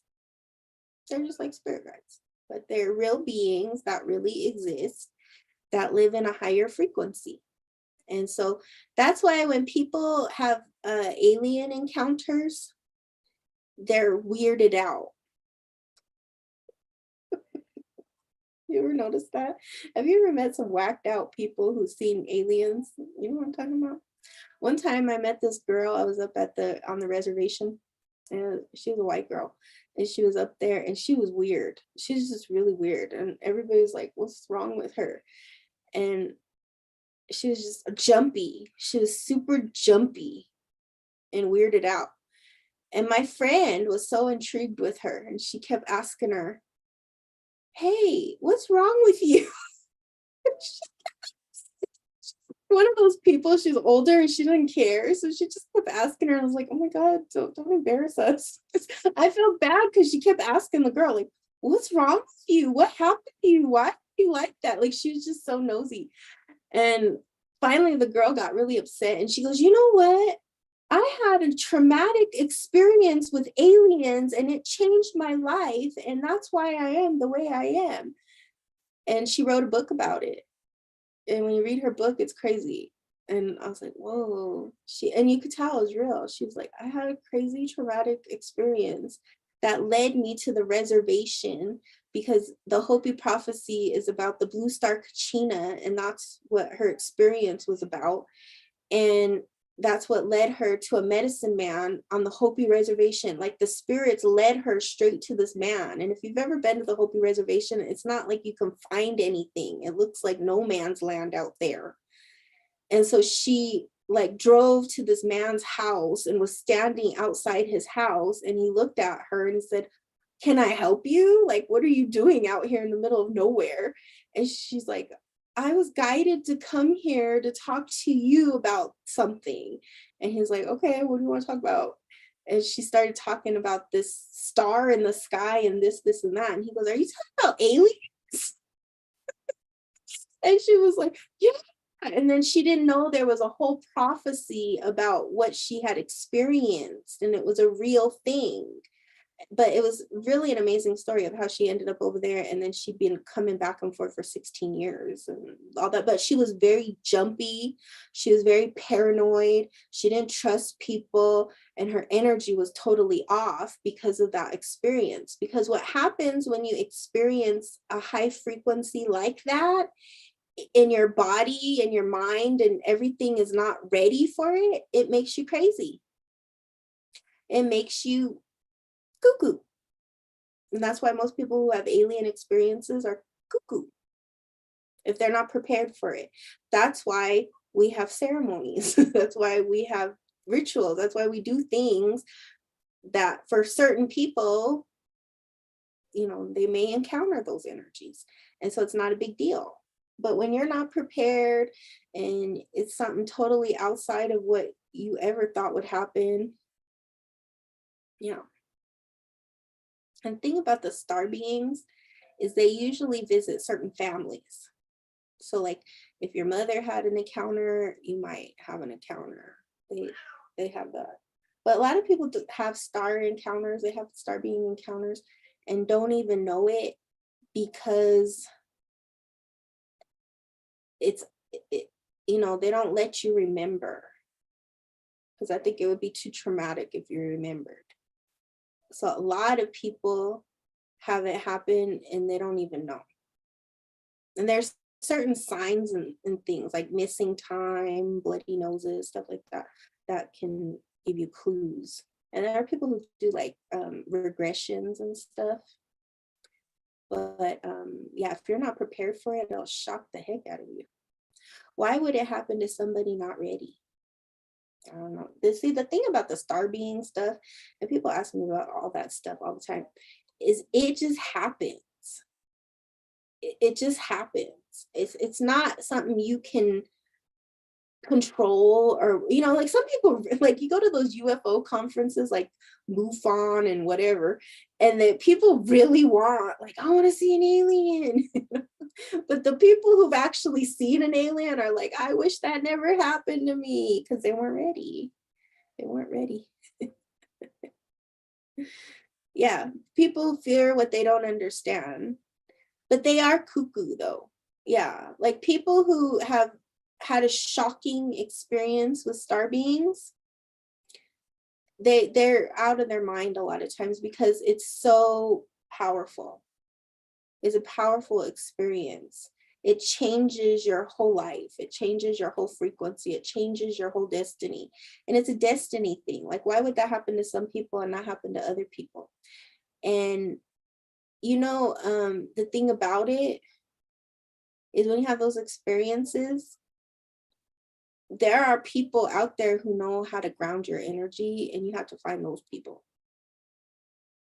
Just they're not what you would think either. It can be intense. It's intense. It's intense. I live in Sedona. I can tell you some stories. Okay? I tried to contact them, and wow, yes, it's scary. Laugh out loud. This is what I need to do. Yeah. You need to find, you need to book a session if that's happening to you, because I can help you with that stuff on the ground if it happens. Because I could tell you, when you're going through an intense star being encounter, it's scary. It's a very scary experience if you don't know what's going on.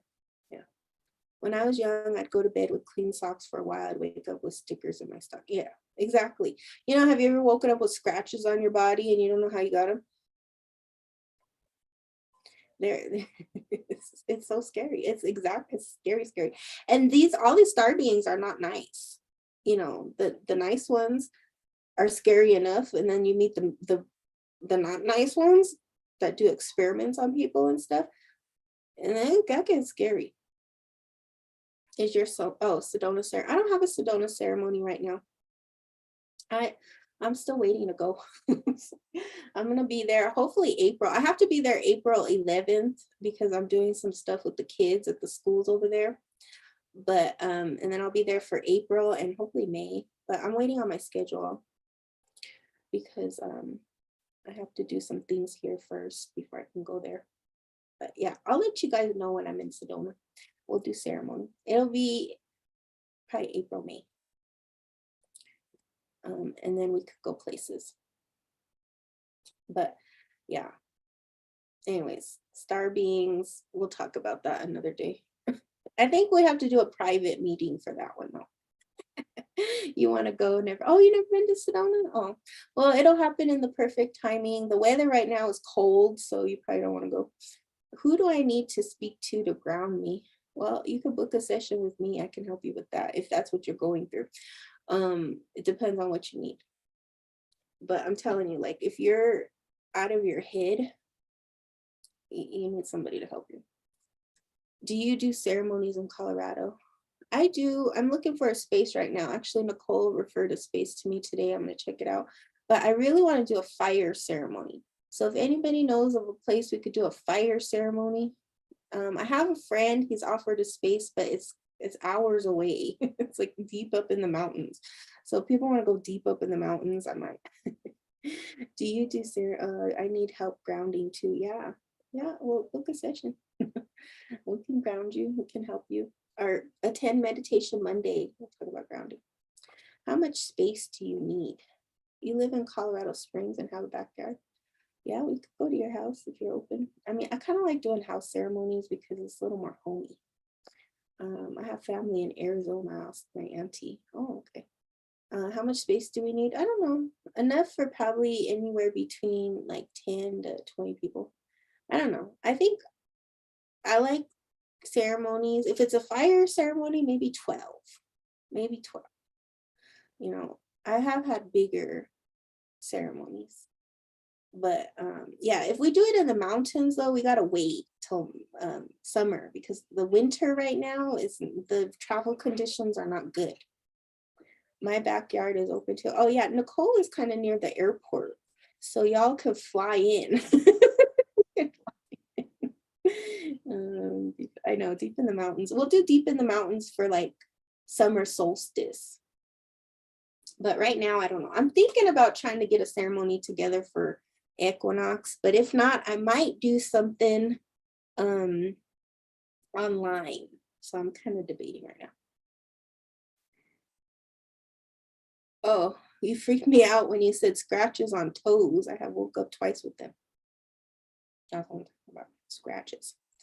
Come to California. Okay, we're going to Medium's home. Good to know. I'll keep an eye out. Oh, good, Cami. Yeah, let me know. My friend has a really good space in Parker. Oh yeah, Parker might be okay. You know, the first rule of ceremony is a place has to open. That's like the first law, the first rule. Like if we're gonna have a ceremony, the space has to be there. The space has to open. The space has to open through the heart. That's the heart space. It has to open through somebody opening a space for the ceremony to happen, especially a fire ceremony, because a fire ceremony, a lot of things have to fall into place for it to work, right? We first have to be able to have a fire. A lot of people don't like fires. They're like, oh, fire.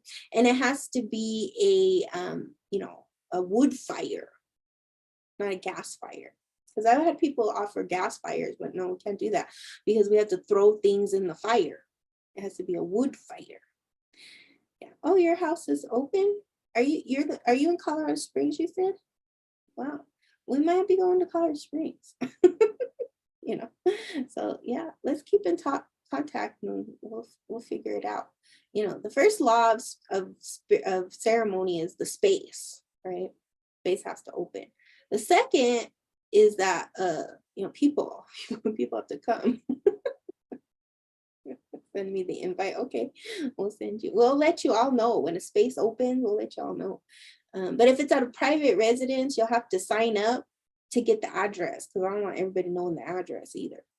There is another place in East Aurora. We have a water truck available in Big Land. Oh, good. I'm so scared of fire, but I have done huge fire ceremonies. No, I don't do big bonfires or anything. Just a small, like a fire pit ceremony. Thanks for teaching me. Oh, you're welcome, Alta. That's the thing, is we just need a fire. But from ceremony, because I've organized a lot of ceremonies, I've done a lot of ceremonies of ceremony. The thing about ceremonies, it's a spiritual thing, because the person who's hosting the spirit space is gonna get blessed. They're the ones gonna receive a lot of blessings because they're opening space for spirit, and spirit will bless that whole property. They'll bless those people. They will heal. It's a spiritual thing. So spirit will pick the person and all that stuff. Yes. Yeah. Ceremony is sacred. It's a sacred thing. And it all falls into place in alignment because spirit lets it happen. Yeah. You give messages to each. Nice. Yeah. It's a spiritual thing. And the thing about this fire ceremony, when we do fire ceremony, is it's a purifying ceremony. We're going to release things. We're going to give it to the fire. We're going to feed the fire. We're going to connect to the ancestors. We're going to go deeper into the spirit of fire. And it's a very sacred thing. From 2015, I think I was 15, to 2020, I did fire ceremonies every new moon and full moon, community fire ceremonies. And every fire was preparing us for 2020. Because in 2015, Spirit told me that there's going to be a big change in 2020 and we got to prepare everybody.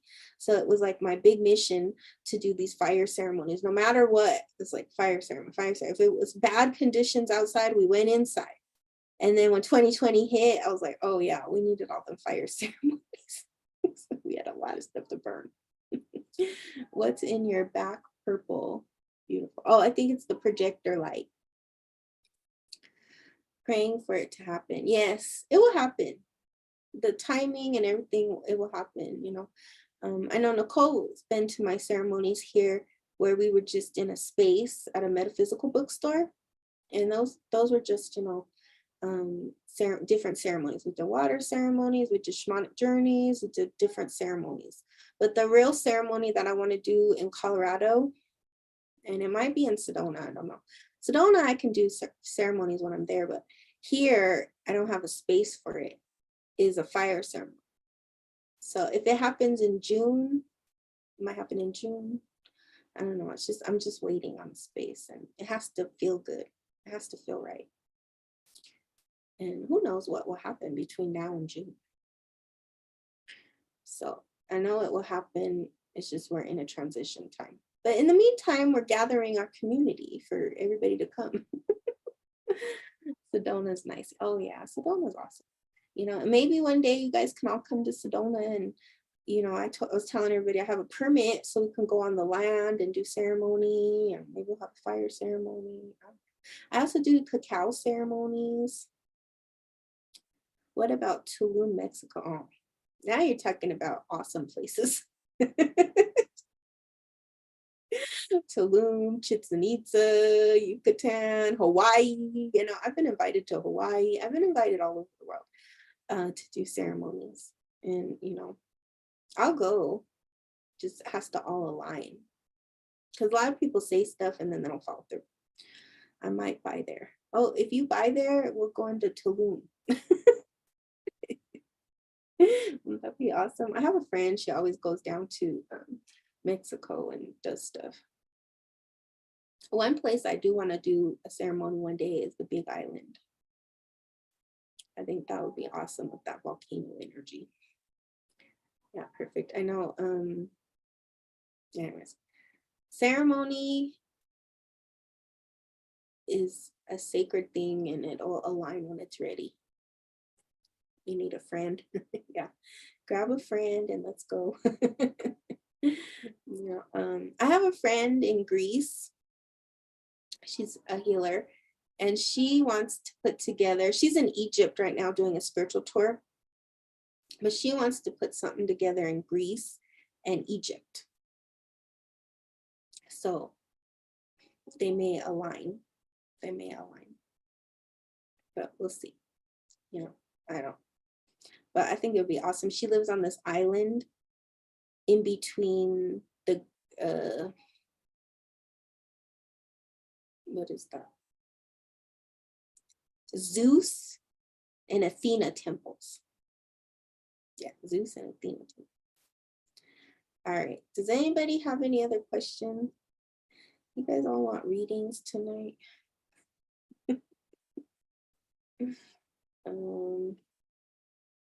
Yeah, I'll be doing some Monday. I don't know. What do you think? Should I do readings? Because I think we're done with our 5G stuff. And you guys are asking. All right. If you want a reading, you have to act now. And so if you send me $25 to my Venmo or Cash App, I'll do a reading before I end this live. What would you recommend for beginners in meditation?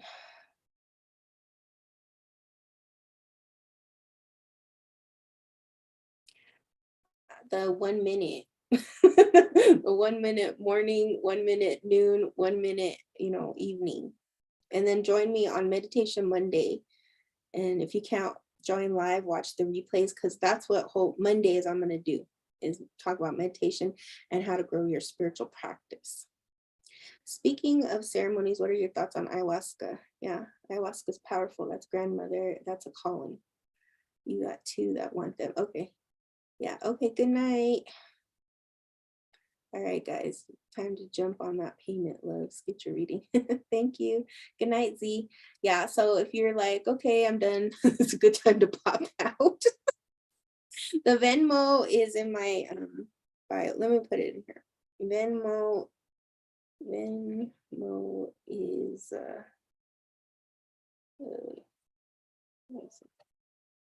it's SongBirdGrandMother. There you go. And it's in my bio. Cash App is SongBird. Okay. And so if you send it, let me know too, because the other day somebody sent a Cash App. I didn't get it till like 1 in the morning. So we're gonna do her reading on Monday. But yeah. All right. So does anybody have any questions about what we talked about tonight? We kind of went all over the place. We went from 5G to aliens to ceremony. Oh, okay. Yeah. Cash App. Okay. My friend is sending the Venmo right now for her. Okay. You loved it. Oh, good, Ashley. You're not old enough to be a grandma. Oh, there's a Venmo coming in right now. All right. Okay. Okay, so let's see. Christine, are you here? Oh yeah, my Cash App is, did you see my Cash App?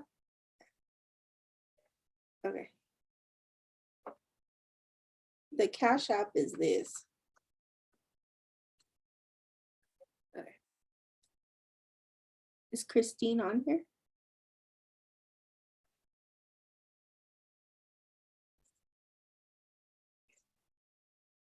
No, there's not. See, oh, she's watching on your phone. Okay. Do you have a question or you want to do a general reading?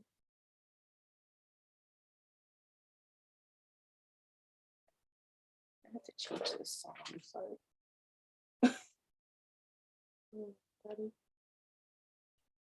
I changed the music there.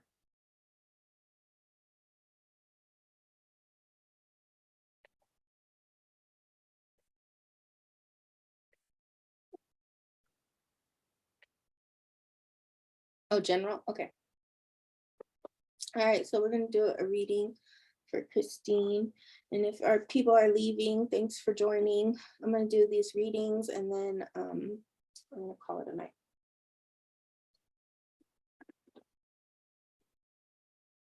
All right. Okay, medium. Yes, I just got it. Thank you. Okay. Let me just clear the energy real quick and then I'll do your reading, Christine.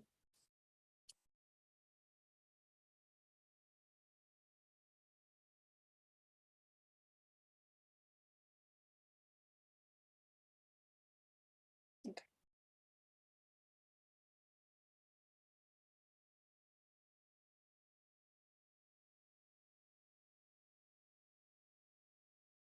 Oh, you're welcome, Cami. Thanks for joining in. I'll be back on Monday at 8 p.m. Mountain Standard Time. We'll talk about meditation. And meditation too is going to be about spiritual development and growth. And we're going to talk about, you know, how you can improve your spirit connections too. So every Monday I'm going to be doing that because I think that's really important for us. All right, so let me warm my hands. Let's see, Christine, sweetness. Let's talk about sweetness for you. How to make your life sweeter. All right, let's see what comes up. Oh, good. Thanks, Ashley. You're welcome. Thanks for tuning in. Yeah, I'll see you Monday. Have a good weekend.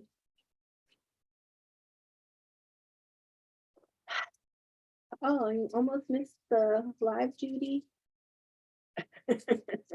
Oh, I'm glad you joined us. I'm just about to do a reading here. All righty, Christine. So just go ahead and take a nice deep breath in and out.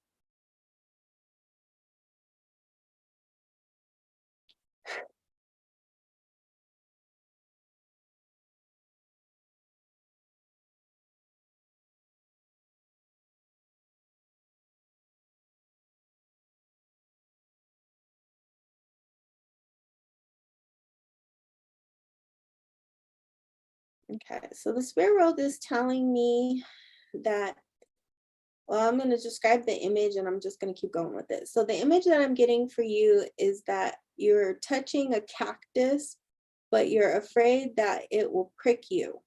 And so the message that they're telling me is that don't be afraid of life's hardships and challenges. No matter the challenge or hardship that you're going through, it's not going to harm you in the ways that you're afraid of.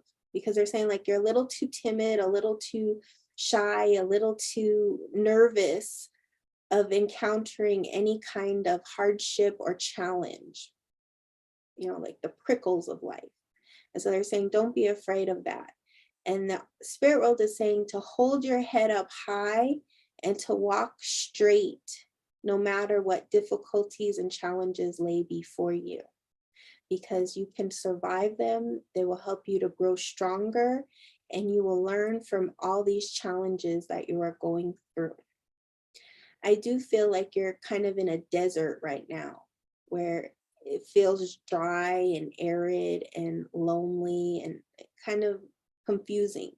But they're saying like, hold your head up, keep going straight, don't be afraid, overcome your challenges, knowing that they will make you stronger, and to remember that you are guided and protected as you go along your journey.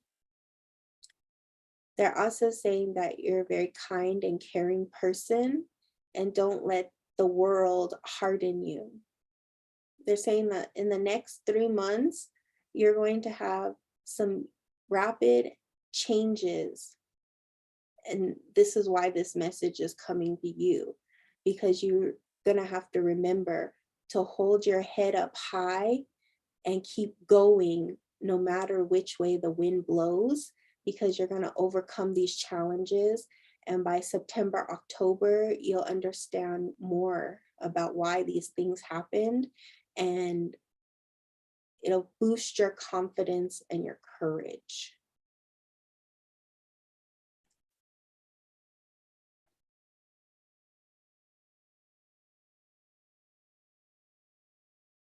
And there's a grandmother here who says, remember that your grandmother loves you. Hold your head up high.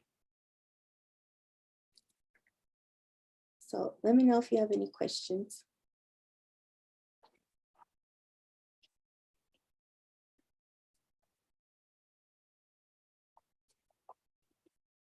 And the song that's playing says, soothe your tired mind when your mind is complicated and painful. So that's what the spirit cleansing is about too. It's clearing the complicated mind.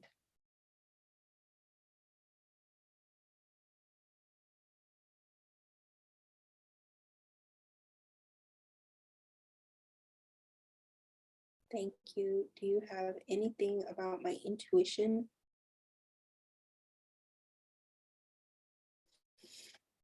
Never doubt your intuition, but they're saying like, okay, look for the number 5. It's going to come to you, whether it's in a dream or you're watching something or something like that. The number 5 is going to come around you now. Could be 555, could be just 5, could be 505. It's the number 5. That's the number they're going to send you to show you you're right on track. Because they're saying they send you numbers, but specifically 5 right now. So look for 5 because you're going through a change in your life. And for intuition, they're saying don't doubt yourself and look for the numbers and the synchronicities and the signs, because you need to see something to believe it. Make sense? Where you're like, I gotta see it, I'm just gonna believe it. That's how we all are. I gotta see it. Show me a 5. Then they're gonna show you a 5. But you're also working with ego medicine. So where the ego shows up, that's a big sign for you too. I think, to develop your intuition, look for signs and symbols, and they'll show up. They'll show up. They'll just show up.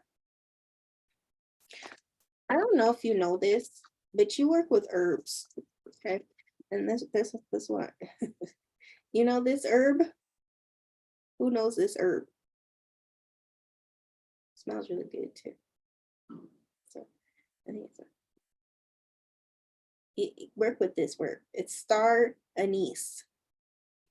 Find this and work with it. Burn it, work with it. Yeah, you got it, Rachel. It's anise, star of anise. This is, what's it called? Call Angela. Call Angela. This, look at that. Look at how beautiful that is. I want you to get some of this and work with it. Smell it, burn it, meditate with it, pray with it, whatever you want to do, but work with this.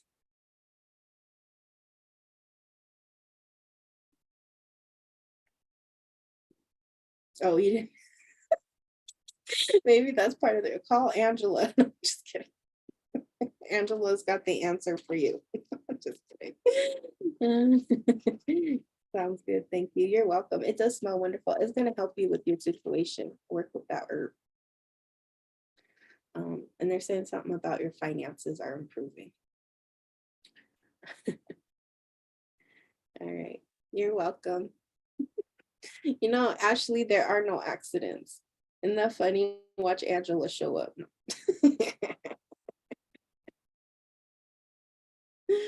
Oh, you know what star anise does? It's for spiritual protection. It's for abundance. It's for good luck. It's for attraction. You know, whether it's attracting a new love, attracting money, attracting something. It helps you attract. Like some people put them all over their house, like in corners, and you know, people do all kinds of stuff with them. I use them in medicine bags. I burn them. I use them in, you know, rituals and prayers. You can bake with it. You can do all kinds of stuff with star anise. You do that too, Ashley? Yeah, star anise is a good one to have. It's empowered by cinnamon. So if you work with star anise, you sprinkle some cinnamon and you do your rituals and prayers and whatever, it amplifies the energy. It amplifies, it's an ancient one. But also the oil that I was connecting to for you in your reading is sweetness. It's about returning to the sweetness of life, no matter what situation is coming up for you, no matter what difficulty, or no matter what. And you know, the desert also represents spiritual growth and transformation. So there's a lot going on there. And the cactus is really sacred too. The cactus, if you put a cactus in the front of your house, it will protect you from anything coming bad in your house. You know, that's a Korean technique. We put the cactus at the front of the door so it keeps all the bad energy out. So that's another thing, because part of the vision I had for you was a cactus. So like, you know, so cactus medicine. Yeah, this is sweet oil. I make my own oils. And this one has, let me think about what I have. This one has honey and vanilla and some other stuff. I can't remember. I have to look at my recipe book. But yeah, it's about sweetness of life, sweetness, and returning to the sweetness no matter what situation. So part of the healing for you is also sending you some sweet energy. So that's why we burn sweet grass and stuff like that, is to sweeten the energy. You know? And everybody does something different. That's the thing about healing work. You can meet 100 different healers and everybody does something a little different. Desert is change, cactus for protection, anise for returning to sweetness. Yes, you got it. Desert is change, also spiritual transformation and growth. Cactus is protection, but in the vision I had for you is about not allowing fear to overcome your life. Okay, don't be afraid. Don't be afraid of whatever life throws at you. Don't be afraid. And then the anise is going to help you to attract what you want. So yes, I am a shaman. So when you work with the anise, this is how you're going to work with it. You're going to take the anise, and you can find this in the baking section. Okay, almost every grocery store will have this. Okay, you take the anise and you're going to put your prayer and your manifestation into it. And you're going to really think about, what do you want to attract in your life? What do you want to overcome? What is the hardship you're going through? And then you're going to blow on it. And you could sleep with this, you could carry it around with you, you can make a little bundle, you know, whatever you want to do. But this is going to help you. Okay, make sense? Let's see.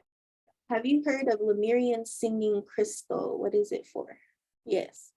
Lemurian crystal, you know, the singing bowls in general come from Lemuria. That's what the medicine is, as ancient technology from those times. And it's used for healing, clearing, protection. But the thing about the singing bowls, because almost everybody and their mother has a singing bowl at this time, right? The singing bowl is only as powerful as the person playing the singing bowl. Okay, remember that. Not just anybody with a bowl is doing something. Sorry, I have to say that. I live in Sedona, remember. I've seen everything under the sun. You're welcome, Risky. Do you burn anise after you pray or say, or you can burn it. You can burn it. For her, I would recommend her carrying it with her.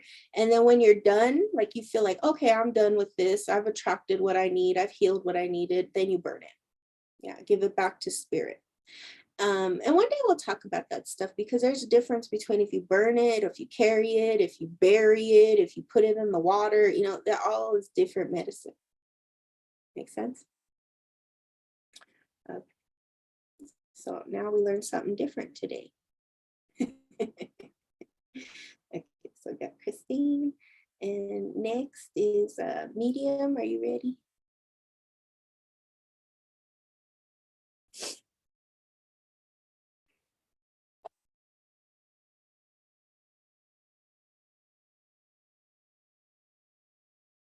Oh, you're welcome, Cami.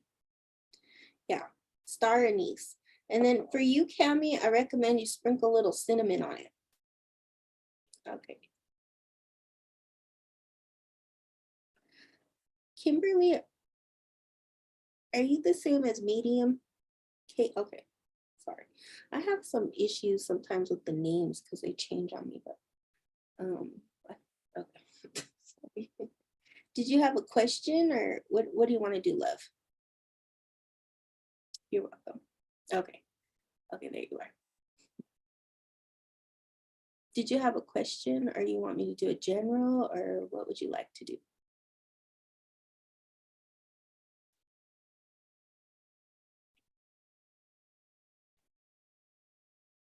It's a serious issue. Okay. So you want to just maybe leave a brief thing about it, or you want me to just connect? Because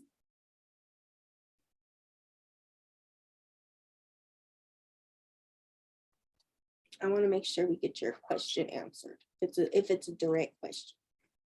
If it's a clearing, you know, just leave me a word.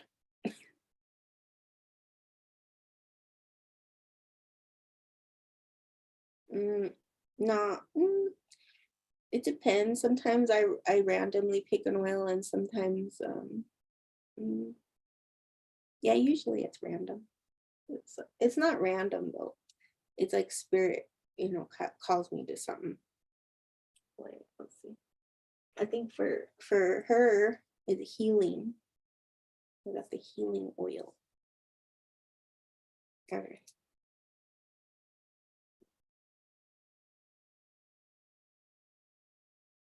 So we'll give Medium a few seconds here. So did you have a question then, or did you want me to just do the general reading and see what comes up?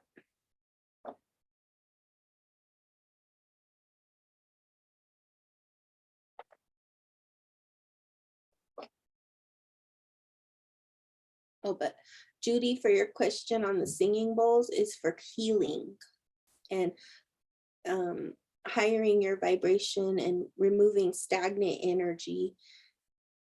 I could tell you some really powerful things about the singing bowls. What's in the healing oil? A lot of stuff. Like, I can't even tell you. I have to look at my book. I have a book with all my recipes, but there's a lot of stuff in this healing oil. There's like sweetgrass and stuff like that too. Coffee alert, I say no, don't take nobody back. Let them beg. I didn't know the singing bowls were Lemurian. Yeah, they are. They're Lemurian. And a lot of times people who work with the singing bowls are powerful healers, but not all of them. You will know because when you walk out of a real healing with singing bowls, you'll be transformed.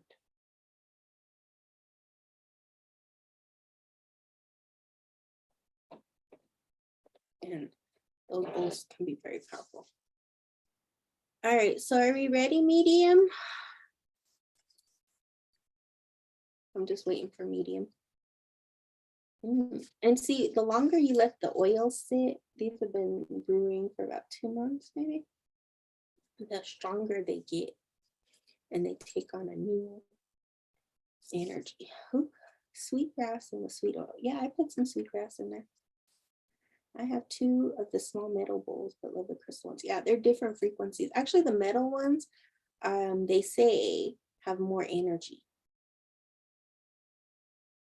They say that the metal bowls are more powerful sometimes than the crystals. Crystals work on 1 frequency, metals work on at least 7 frequencies. All right, so I'm just waiting for medium. Are you here, medium? I have found sometimes listening to different singing bowls, I get a headache. Yeah, exactly. You shouldn't get a headache. That's their first clue. Yeah, we'll talk about singing bowls someday. Don't get a headache. You should feel, like I said, transformed. Any kind of healing, whether it's drumming, whatever it is, you should feel good. You should feel transformed. You should feel like something is shifted within yourself. You love them so much. Yeah. The bowls are amazing. Bowls are amazing. But my mom, she never heard of crystal singing bowl, and I showed her YouTube on it. And she's like, I'm getting a headache. I was like, oh, okay. This is not the right one. And then I kept changing it, and then we found the right one for her. And she's like, oh yeah, this is nice. This is really good. I'm doing good. How are you, Gillespie? All right. Where are you, medium? Metal ones hurt my head. Oh, good night, Rachel. I'm gonna email you later, okay? I have your yeah, I'll email you. Anyways, it was good to see you today. Why does my Lemurian crystal get hot in my hand when I hold it? Because it's activating your energy. Yeah, we're doing a reading right now. I'm waiting for medium. There, Kim. Are you still here, medium? I don't know where she went. We're just waiting for her.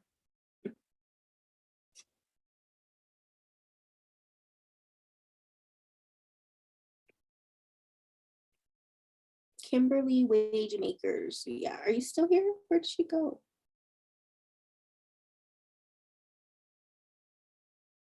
Yeah, but if you want a reading, now is the time to send 20. It's 25 Gillespie through Venmo or Cash App. But I'm waiting for somebody. Kimberly Wage. Yeah. Did she leave?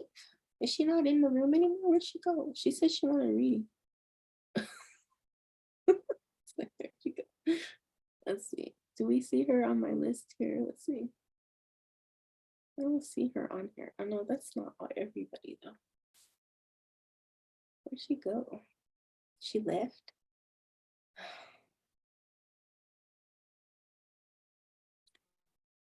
Well, we'll give her a minute. If somebody else wants a reading, then you can Venmo Cash at me right now. If she don't come back, I don't know. I don't know. I don't know. See it? You know, think about it. Oh, you sent it? Okay. Thing about it is like, okay. Yeah, I got it, Gillespie. Okay. Kimberly, are you back? Okay, maybe by the time I do your reading, she'll come back. Is she back yet? Okay. Sometimes like people tell me their phone dies and stuff, so maybe she'll come back. Hopefully she'll come back. Okay. All right. Did you want to do a general reading or you have a question?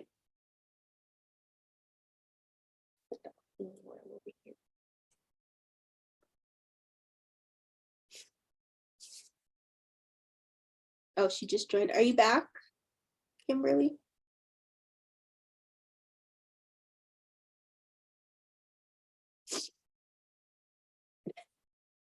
Thanks, Nicole.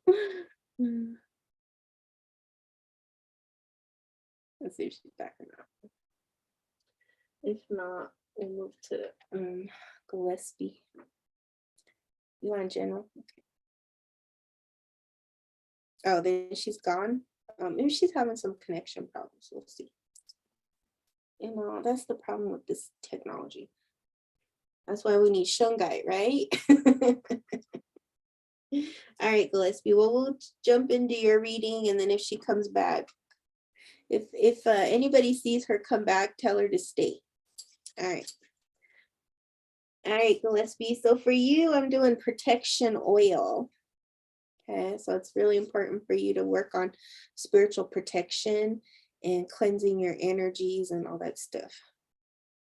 Oh, anyone comes through? Okay, all right, I'll see. I'll ask. I'll see if anybody want to come through for you. All right, so let's just take a nice deep breath in and out. Okay,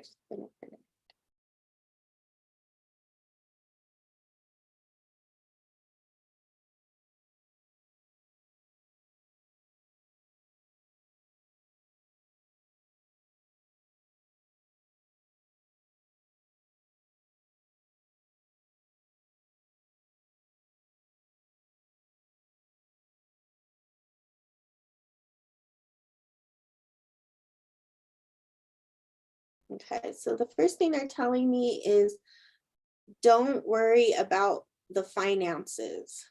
So if you've been worried about finances or thinking about finances, they're saying don't worry about it, that you're spiritually protected and that everything's going to be working out okay.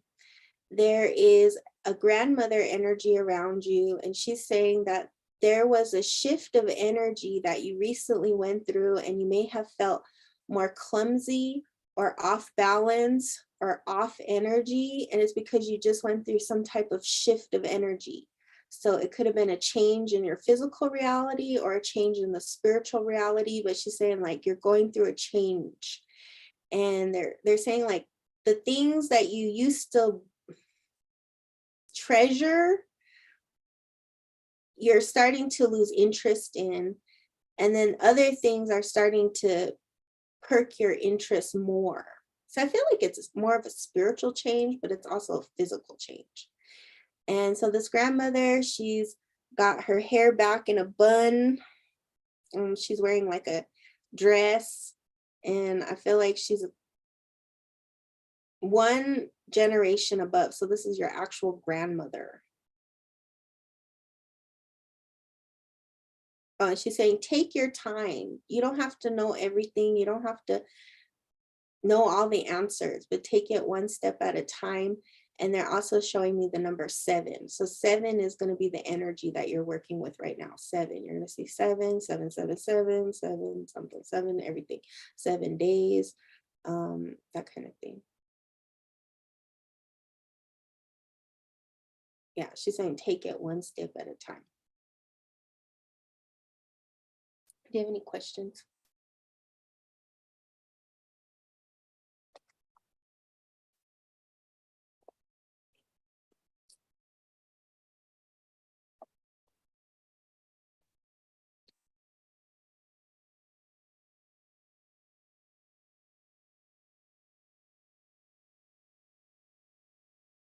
Your love life?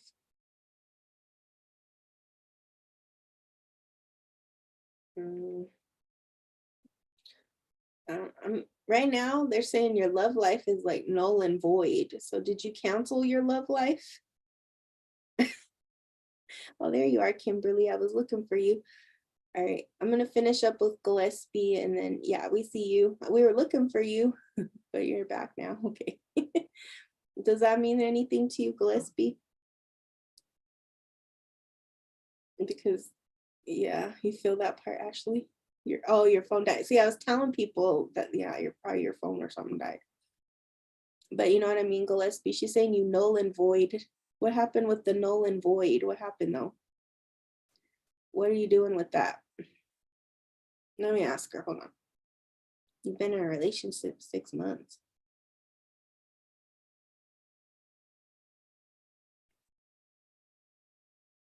I feel like she's. Are you thinking about ending things? Because it's kind of feeling like maybe things are a little stagnant or not moving, or the word I heard is like, no? Okay.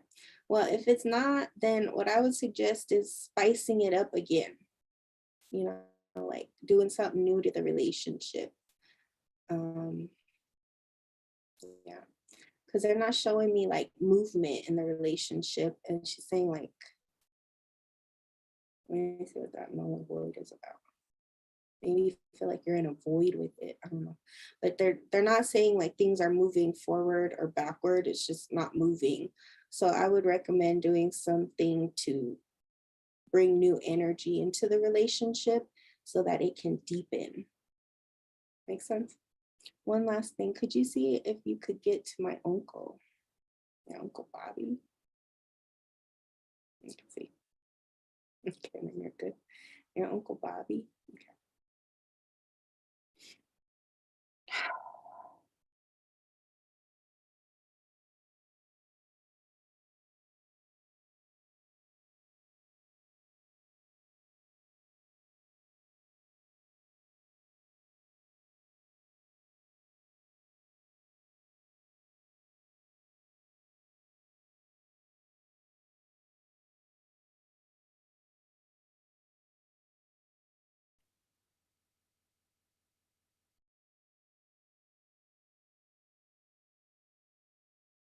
You know, the message that he's showing me is like you need to keep your head up and straight and focused. Like don't look down, don't look up, but look straight and focused. But he's saying like he comes to you, but you're not looking in the right spaces.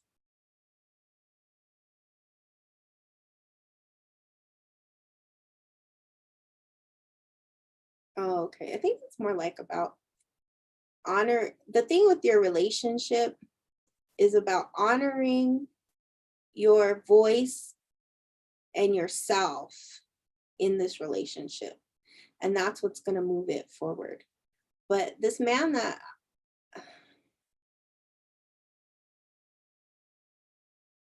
yeah, nice. Let me see something real quickly.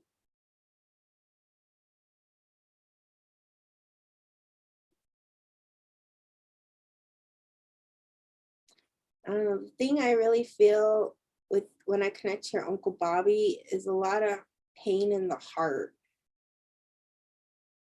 Is this a recent death? Are you still grieving this death? Because you said there's like a lot of pain in the heart around this death. And that's like overriding everything. But the message I first heard was like, keep your head straight and focused. Like a lot in the heart, because that grief is getting in the way of the communication with him. He's like trying to communicate with you, but it feels so he died 8 years ago, but you still feel that grief. It's like what I feel when I connect to that is just a lot of trapped emotion here. So it's like he's trying to give you messages and stuff, but it's the healing that has to occur. Okay, so I want you, yeah, he got murdered. I want you to write down this date, and I want you to write down 14 days from now. Like, mark it in your calendar, because he's going to bring you a message in 14 days. Write it down. You're going to feel him. You're going to experience something. It's going to be a dream. It's going to be something that you will experience. And that's why it's that heavy heart pain, is because of the way he was, murdered. But that's what it's showing me, is like, there is spirit communication there. He is trying to, message you. He is at peace with what happened to him. And he wants you to be at peace too.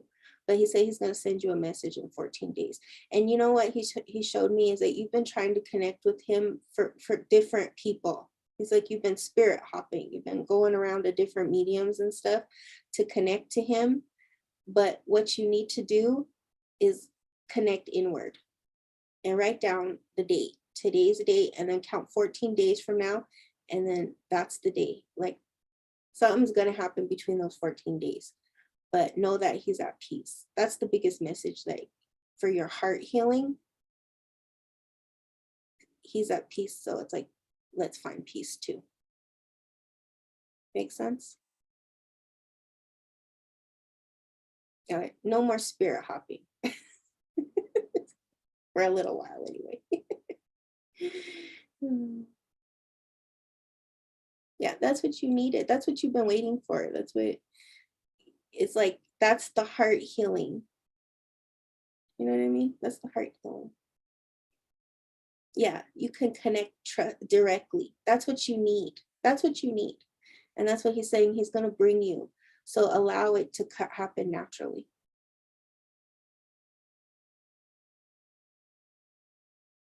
Okay.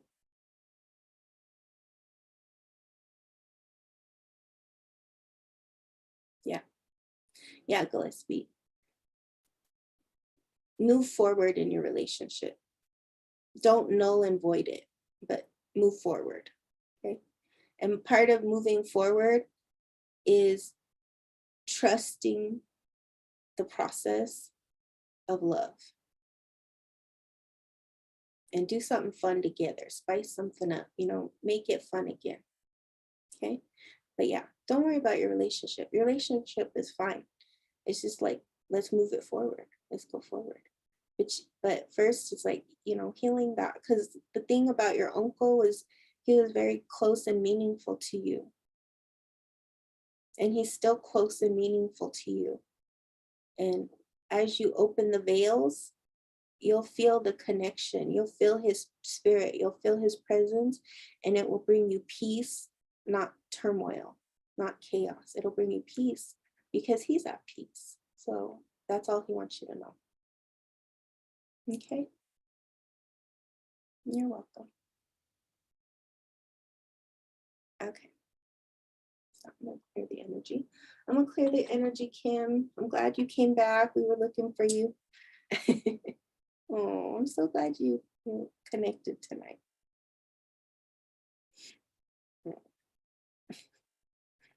You guys make me so happy, like,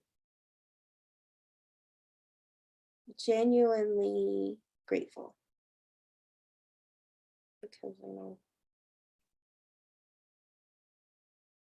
that's what I love to do, is to connect the spirit world with the human world. Because thing about when somebody dies and we don't have that resolution, it's really hard to grieve.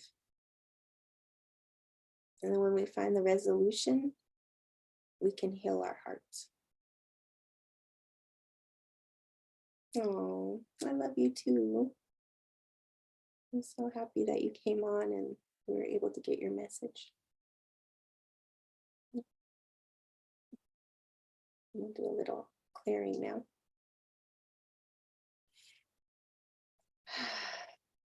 Just breathing in and out, and just feel the healing vibration. Because this is the healing room, and we all need healing. And this is for your uncle.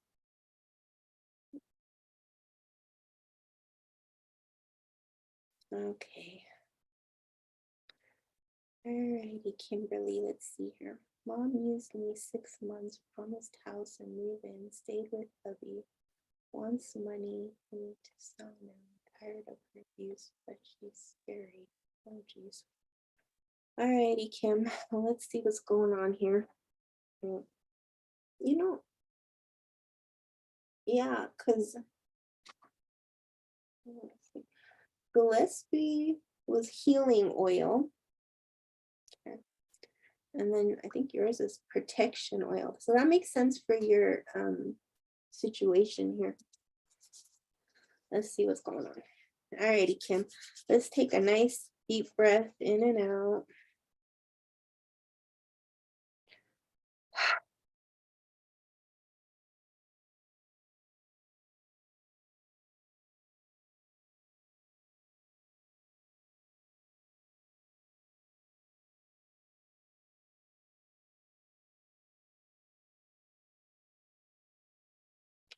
So first thing, Kim, is we got to loosen up the back and shoulders, neck and spine area, because I'm feeling like all this weight on your shoulders. Just breathing in and out and really releasing that stuck, stagnant energy. That's the first thing I want you to do.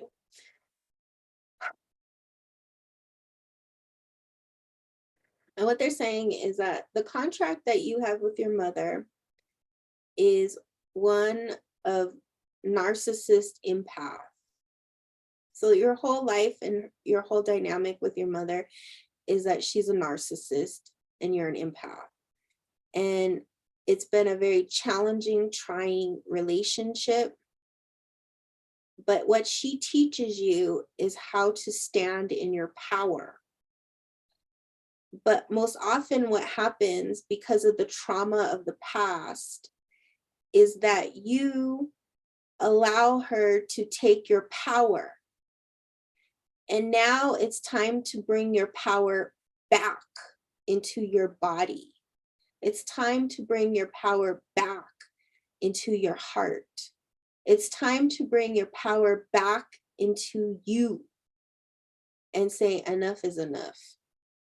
And it's very hard because she lacks boundaries. She lacks, knowing right, wrong, good, bad. She just uses you like a stepping stone to get what she wants.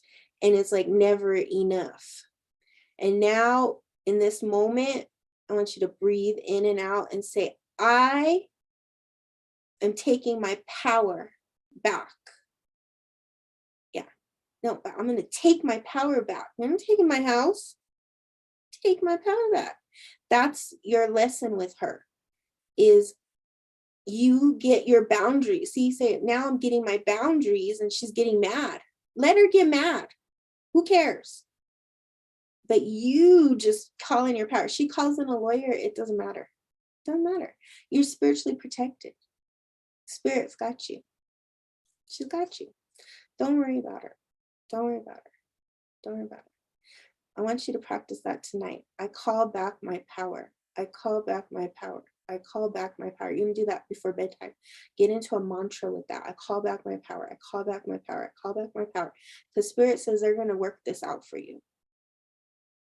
No matter what she does, no matter what she says, no matter the hissy fit, they're going to call back your power, because this is the test for you, is that you call back your power.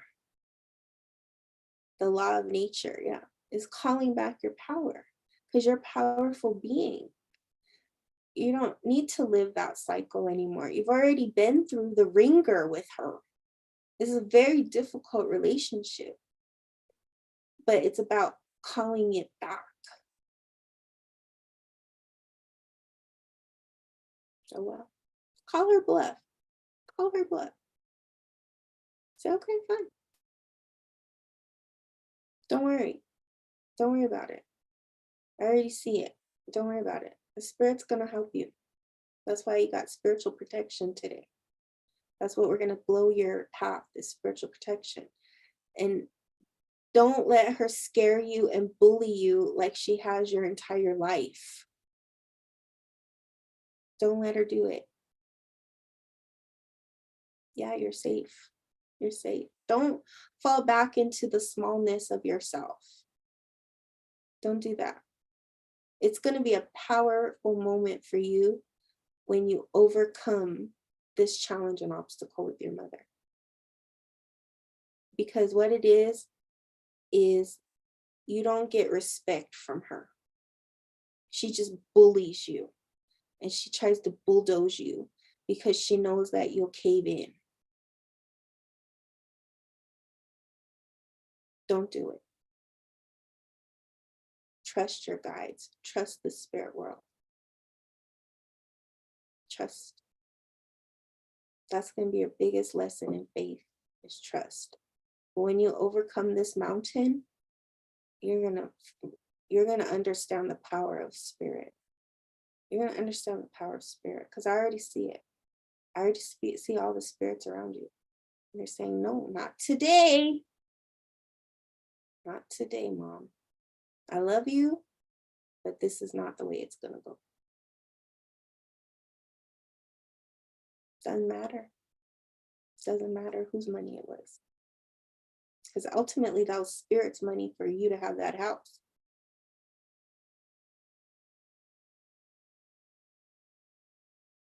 And ultimately they're saying you're going to find a middle ground.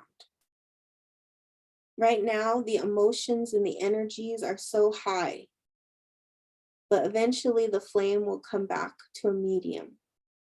And then you'll find the medium between. But right now, you got to practice calling in your power now. Call it in. And not from the ego. That's ego talking right there. Lawyers and fighting and this, and that's all ego. When that flame burns down and the emotions settle, then you can talk. Then you can reason. Then you can find peace. Wait for the emotions to settle.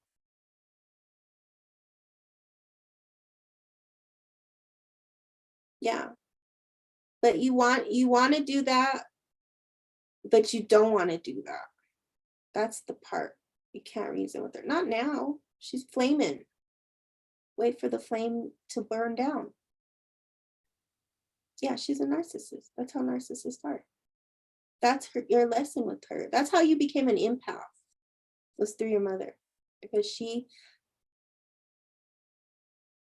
born you. She born you to be an empath. That's how you have your psychic abilities.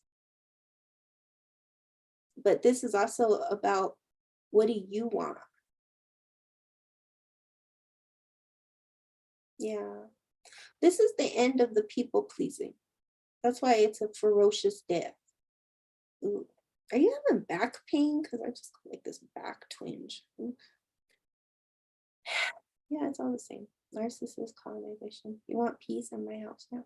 You want peace in your house. Stand for your house and your peace. You want your house. I know you want your house. That house was a gift, not from her, from spirit. She didn't do that as the kindness out of her heart. She did that to hold control over you. She has back. I know, I felt that spasm on my back and I was like, whew, there's some serious back pain here. So I guess the real question is, are you ready to call in your power and trust that spirit is leading the way? No matter what she says, no matter what she does, no matter how bad she throws a tantrum, it's the spirit. Spirit gave you that house, not her. Yeah, exactly. That's exactly what it is. It's a control thing, it's an ego thing, it's a power thing, it's a ego trip. You know how they say ego trip? It's an ego trip, it's a power trip. Don't let it get you down. Don't let her take your peace. Yeah, right now you call your power in. You say, spirit guides, show me my power. I'm gonna, I call back my power. I call back my power. I call back my power. You higher your vibration. Then You're going to see something happen. Something's going to shift in the energy. It's an energy thing. Don't feed her energy. Don't yell at her. Don't try to reason with her. Just let the energy settle. And when it settles, you'll find a way. But right now, no. Don't get all in that. When you let your temperature rise and her temperature rise is when it gets out of control. Oh, she emails you? Yeah, well, don't respond.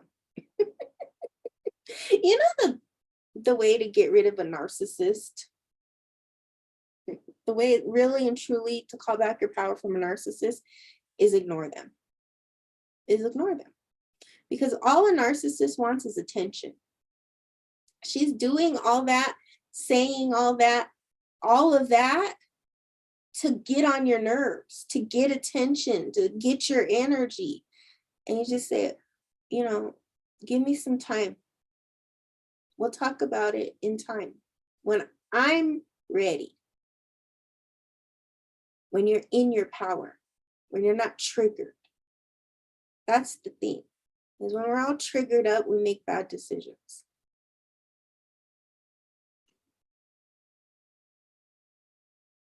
Senior abuse. No, don't worry about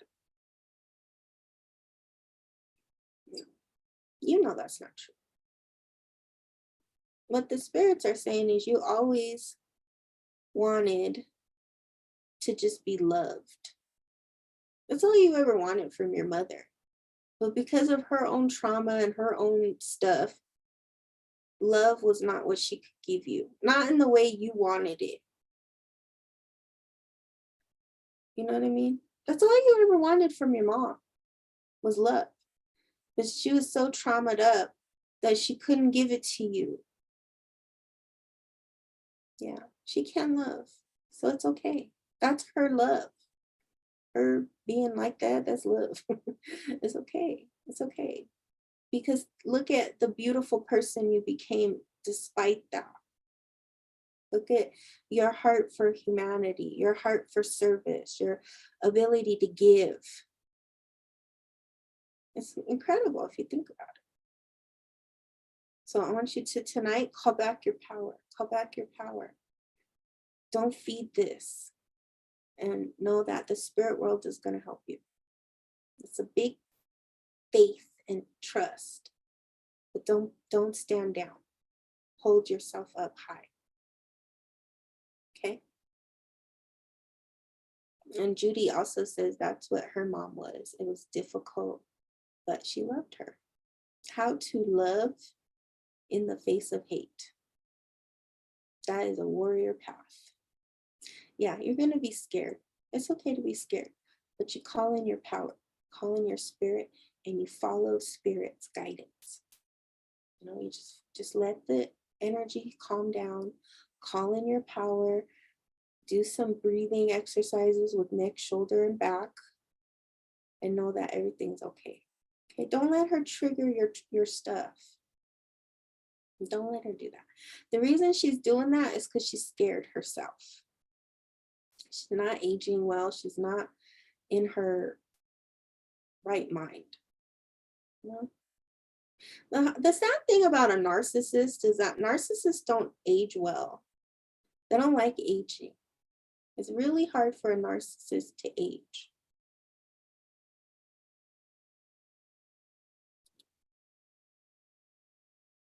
Bipolar, see, she's not in her right mind.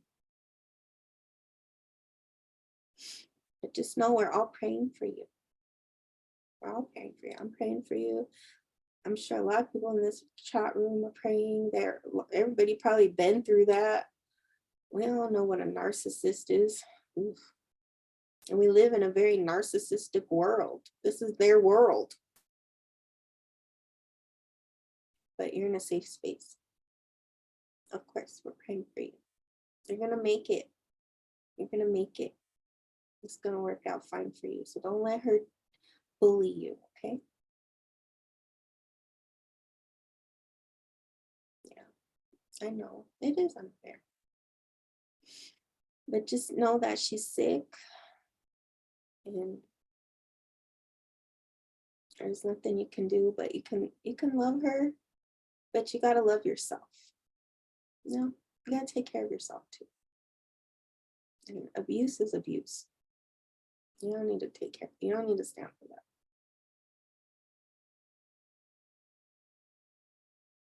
Yes, we're all praying for you. See all these prayers coming in? Yeah, it's okay. It's okay. Get angry. Get pissed. You know, get angry. Let it all out. Don't hold it in. Let it out. Let it out. Let it out. Let it out. It's gonna get better. But it's just right now a very volatile fire. The fire will start to soothe down. You're welcome. I know. It's good. Be sad, be mad, be hurt, be grieving. Just let it all go. Judy says, my mom was 99 when she passed. I hope she found her peace. That's a very interesting number to die. That's a 9. Oh, see all this love? We are here for you and you are protected.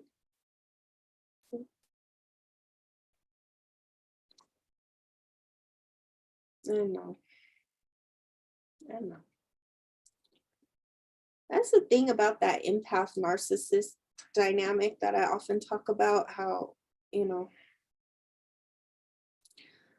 if you're an empath, you're going to encounter a lot of narcissists in your life. And I think that's something from childhood, is that we see how messed up they are and we want to save them, we want to heal them, we want to people please them. You know, that's where all those patterns of destruction come from. And one of the hardest things to learn on our paths is that that's their path and that's how they are. And we can't save them. They can only save themselves. And sometimes, you know, like that song, The Gambler says, you got to know when to hold them, when to fold them, when to walk away, and when to run.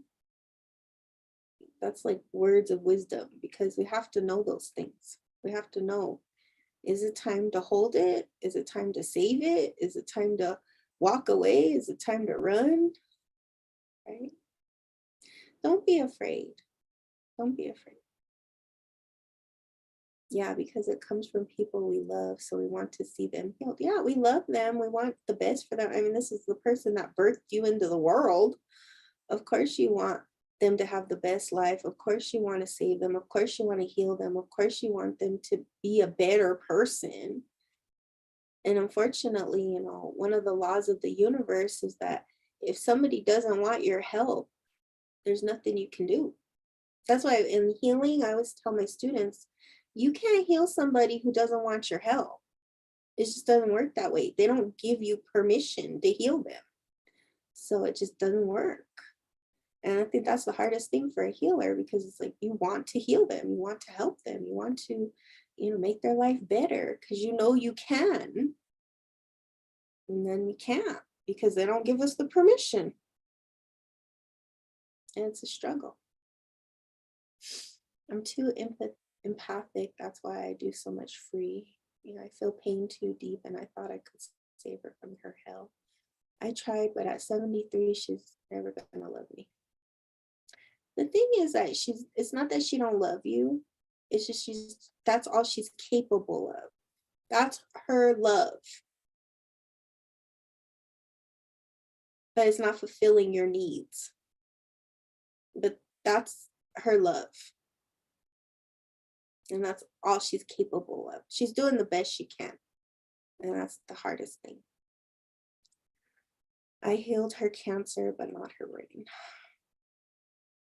So, I don't know. It's a funny world we live in, because that's the path of most empaths and healers, is a very difficult relationship with mother or father or both. In they're not, and partners too. Is if you're an empath, those narcissists are all around. It's a strange dynamic, yin and yang. Oh, you say that the people who hurt us the most in the spirit world, they love us the most. Yeah. That's a hard teaching. They take on the harder role. Yeah, exactly. That's the hardest teaching. Shirley MacLaine. Shirley MacLaine did an interview with Oprah, and she said that, Oprah asked her, who were your best teachers? And Shirley MacLaine said, the people who have hurt me the most. The people who have hurt me the most. And of course, Oprah's like, whoa, that's profound. And she said, yeah, because I learned more from the people who hurt me than the people who didn't hurt me. Because those are the people that are shockingly hard and teach us the most, tear our lives apart, give us the most grief for our soul to grow. I did a video once on it and I got so much hate. I struck a nerve with that video because that's the teaching. And it's a hard pill to swallow. It's a very bitter pill.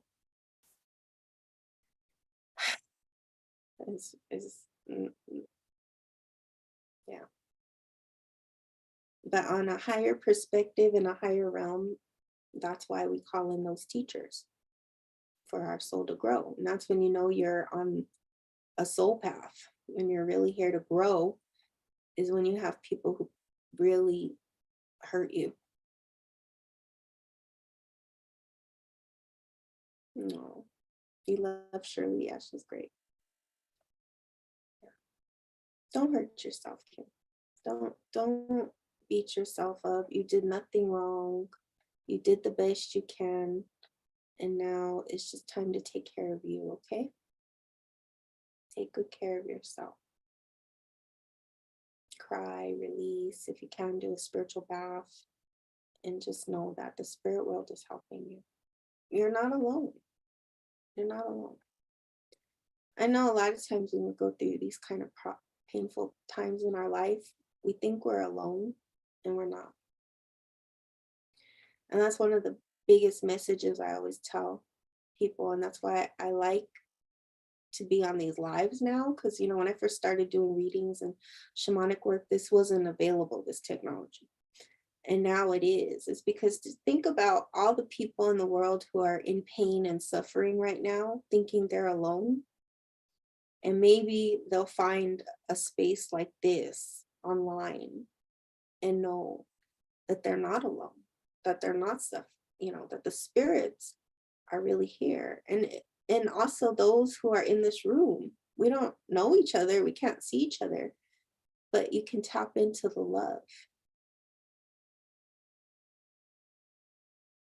We can't let them go. Thank you. I'm praying you're right. I don't want court, but I'm not giving her this. Yeah, don't give her. Hold your ground. You'll see. It's a difficult test, I know. And it's a real test of faith and trust too. Okay. Well, I'm glad we were able to get you a reading and connect. And the timing. And that your phone died, that you came back. All this stuff worked out, right? Alrighty, everybody.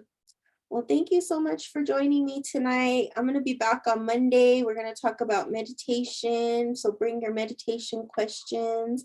And if you haven't already, try meditating the morning, noon, and night for 1 minute. And then we'll go deeper into our practice on Monday. Yes, you're fading out. Me too. You're welcome. Time to turn in. Many blessings.